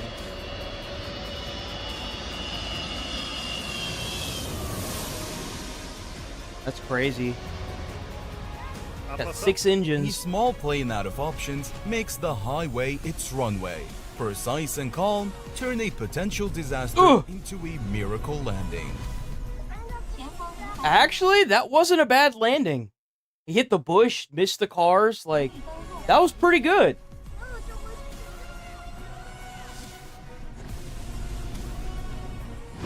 High-speed U-turns aren't just for show. Whoa, They're that's combat cool. maneuvers designed to reverse You the see that? It's like the clouds just kind of broke U-turns aren't it. Aren't just for show. That's so They're cool. Combat maneuvers designed to reverse That's direction insane. and gain advantage. Think about how far dogfighting has come. I used to watch dogfighting, which is where 2 planes go in like combat, where a lot of pilots would shoot straight up and they would always have the person behind them, and then they would kill the engines and then dive back down past them and then maneuver back around to get them. But this fucking plane can just stop mid-air and swivel around 180 degrees and just start shooting. Like, do you understand how crazy that is, that you can do that without the plane locking up on you? That's insane.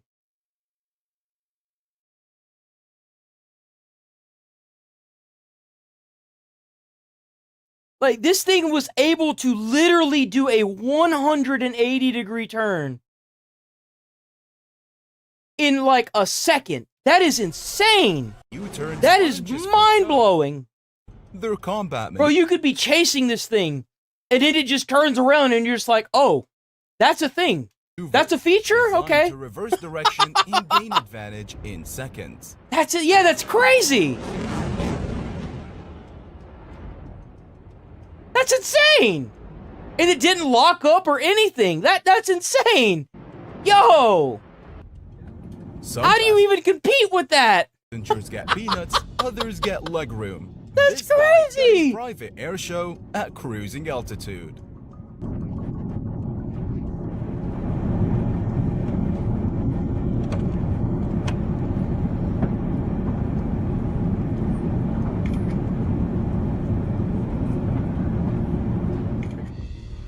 Forget smooth landings. This one came with sparks, chaos, and a side of anxiety. Bro, there ain't no way. Ain't no way. There's no way, dude.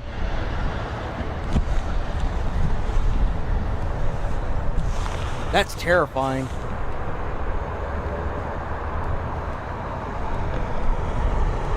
Just imagine if for whatever reason, the front wheel doesn't deploy.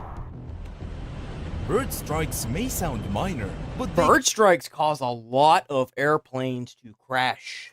they can cripple engines and shatter glass.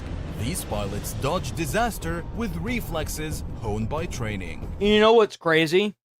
Is no amount of autopilot that you have on an aircraft is going to stop you from getting taken out by a bird breaking the window.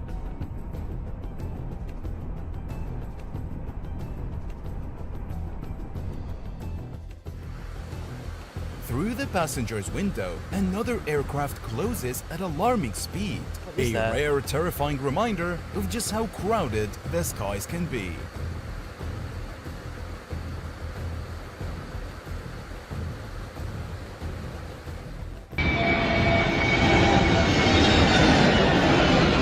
This doesn't.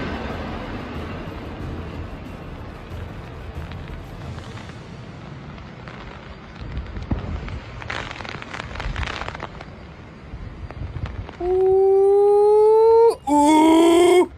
Oh. They call it a go-around. Yo, that wind was not having it. Call it a free roller coaster. Nothing like a surprise launch right after touchdown. This is in New York City. It's a GTA server with cheats on. Helicopters under the Brooklyn Bridge. Someone's about to get 5 stars. Oh, Jesus. Oh, look at them all. Oh, it's an Apache. It's military. Okay.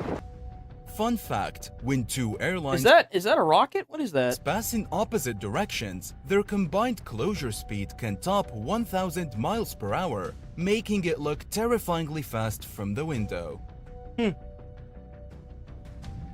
Flight attendants said, keep your hands and feet inside at all times. Why, dude, that is just spooky. Why would you sit on one of these? Do it for the gram.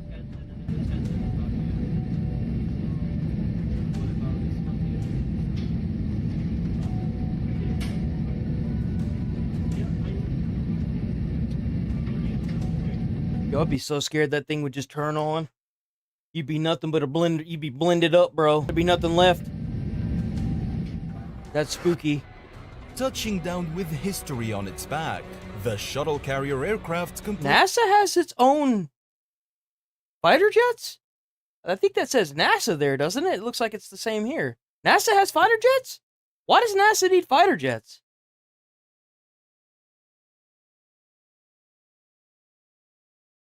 It's one of aviation's most iconic landings.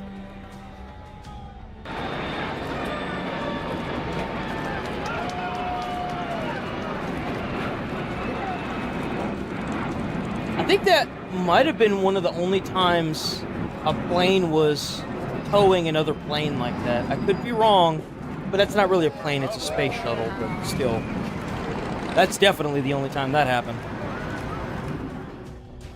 The smoke ring effect is created by controlled fuel and explosives, giving the illusion of danger while staying within strict safety margins.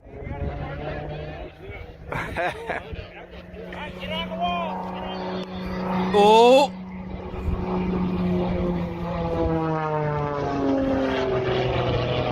That's fun. That's really fun. Oh my god. This is basically the fighter jet version of, bro, do you even lift? To get a crossover.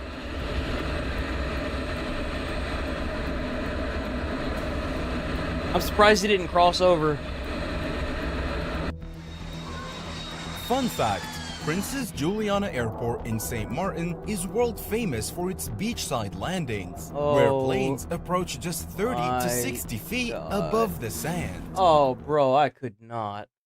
I could not. Oh, absolutely not. Absolutely not. Hell to the absolute no. Absolutely not. You know how noisy that must be? How that, oh, hell no. Yo, that thing could be a quarter of an inch off and, like, take out half the people on that beach. No way in hell. That is just no.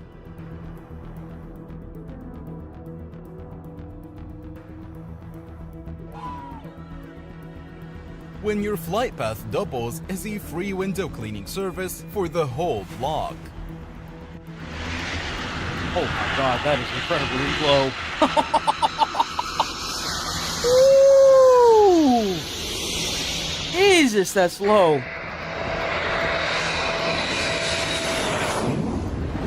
that's a cool one. Is he gonna be even lower? I bet he's gonna be even lower.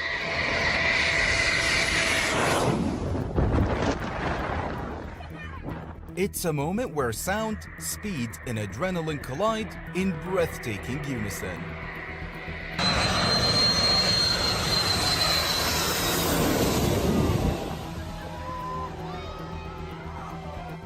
The approach is so close that signs warn tourists about jet blast winds. Yet, it's still a bucket list spot for aviation fans. Only 21 B-2s were ever built, making these kinds of formation flights incredibly rare to witness. I bet. That's incredible.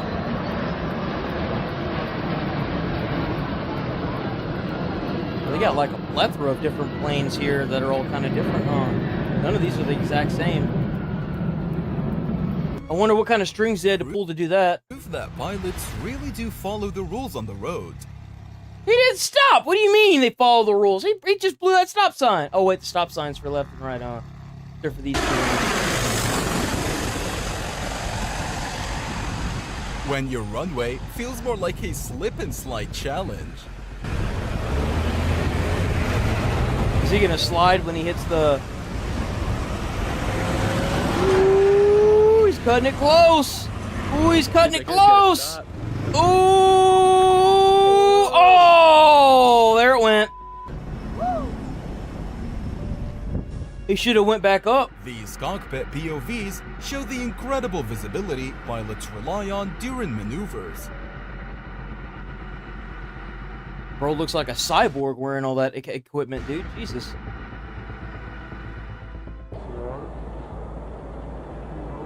Oh, that looks crazy. What's going on there? What? It looks like it's re-entering the atmosphere. Why does it look like the wings are on fire? It's pretty, though. The moment captures the thrill and unpredictability of sharing the skies. Left fuel pump. Oh! Oh! In a breathtaking display of control, the pilot brings the aircraft safely down where few would dare. Oh! Oh, he hit the car, though. He hit the car. The people on that runway didn't just feel the wind, they felt their life flash before their eyes. What in the heck are you doing? You don't see that plane over there, guy?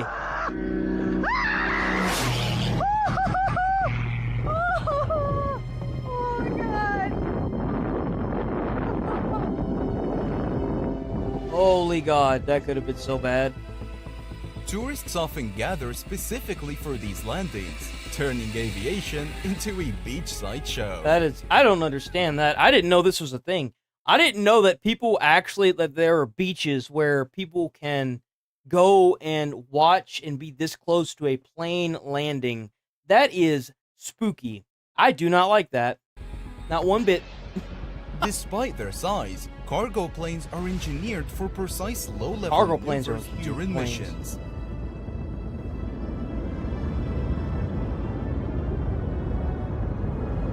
Some of like the biggest planes ever built.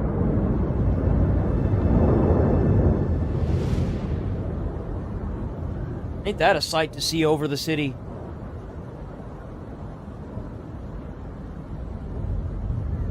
From near misses to jaw-dropping flyby. That was a great video. W visual steering. All right, boys. You're rolling out of here for the weekend. Like I said, I'm probably going to take 4 videos total from this stream. And those are going to be y'all's content for the weekend because I'm about to take me an actual weekend.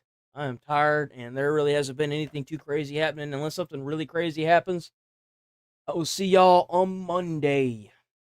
Have a fantastic weekend. Stay safe out there. Don't do anything that's crazy. Don't advocate for death and violence. Be safe and friendly. Wish your neighbor well. May God bless. And I'm rolling out of here. Peace. Where is... Oops.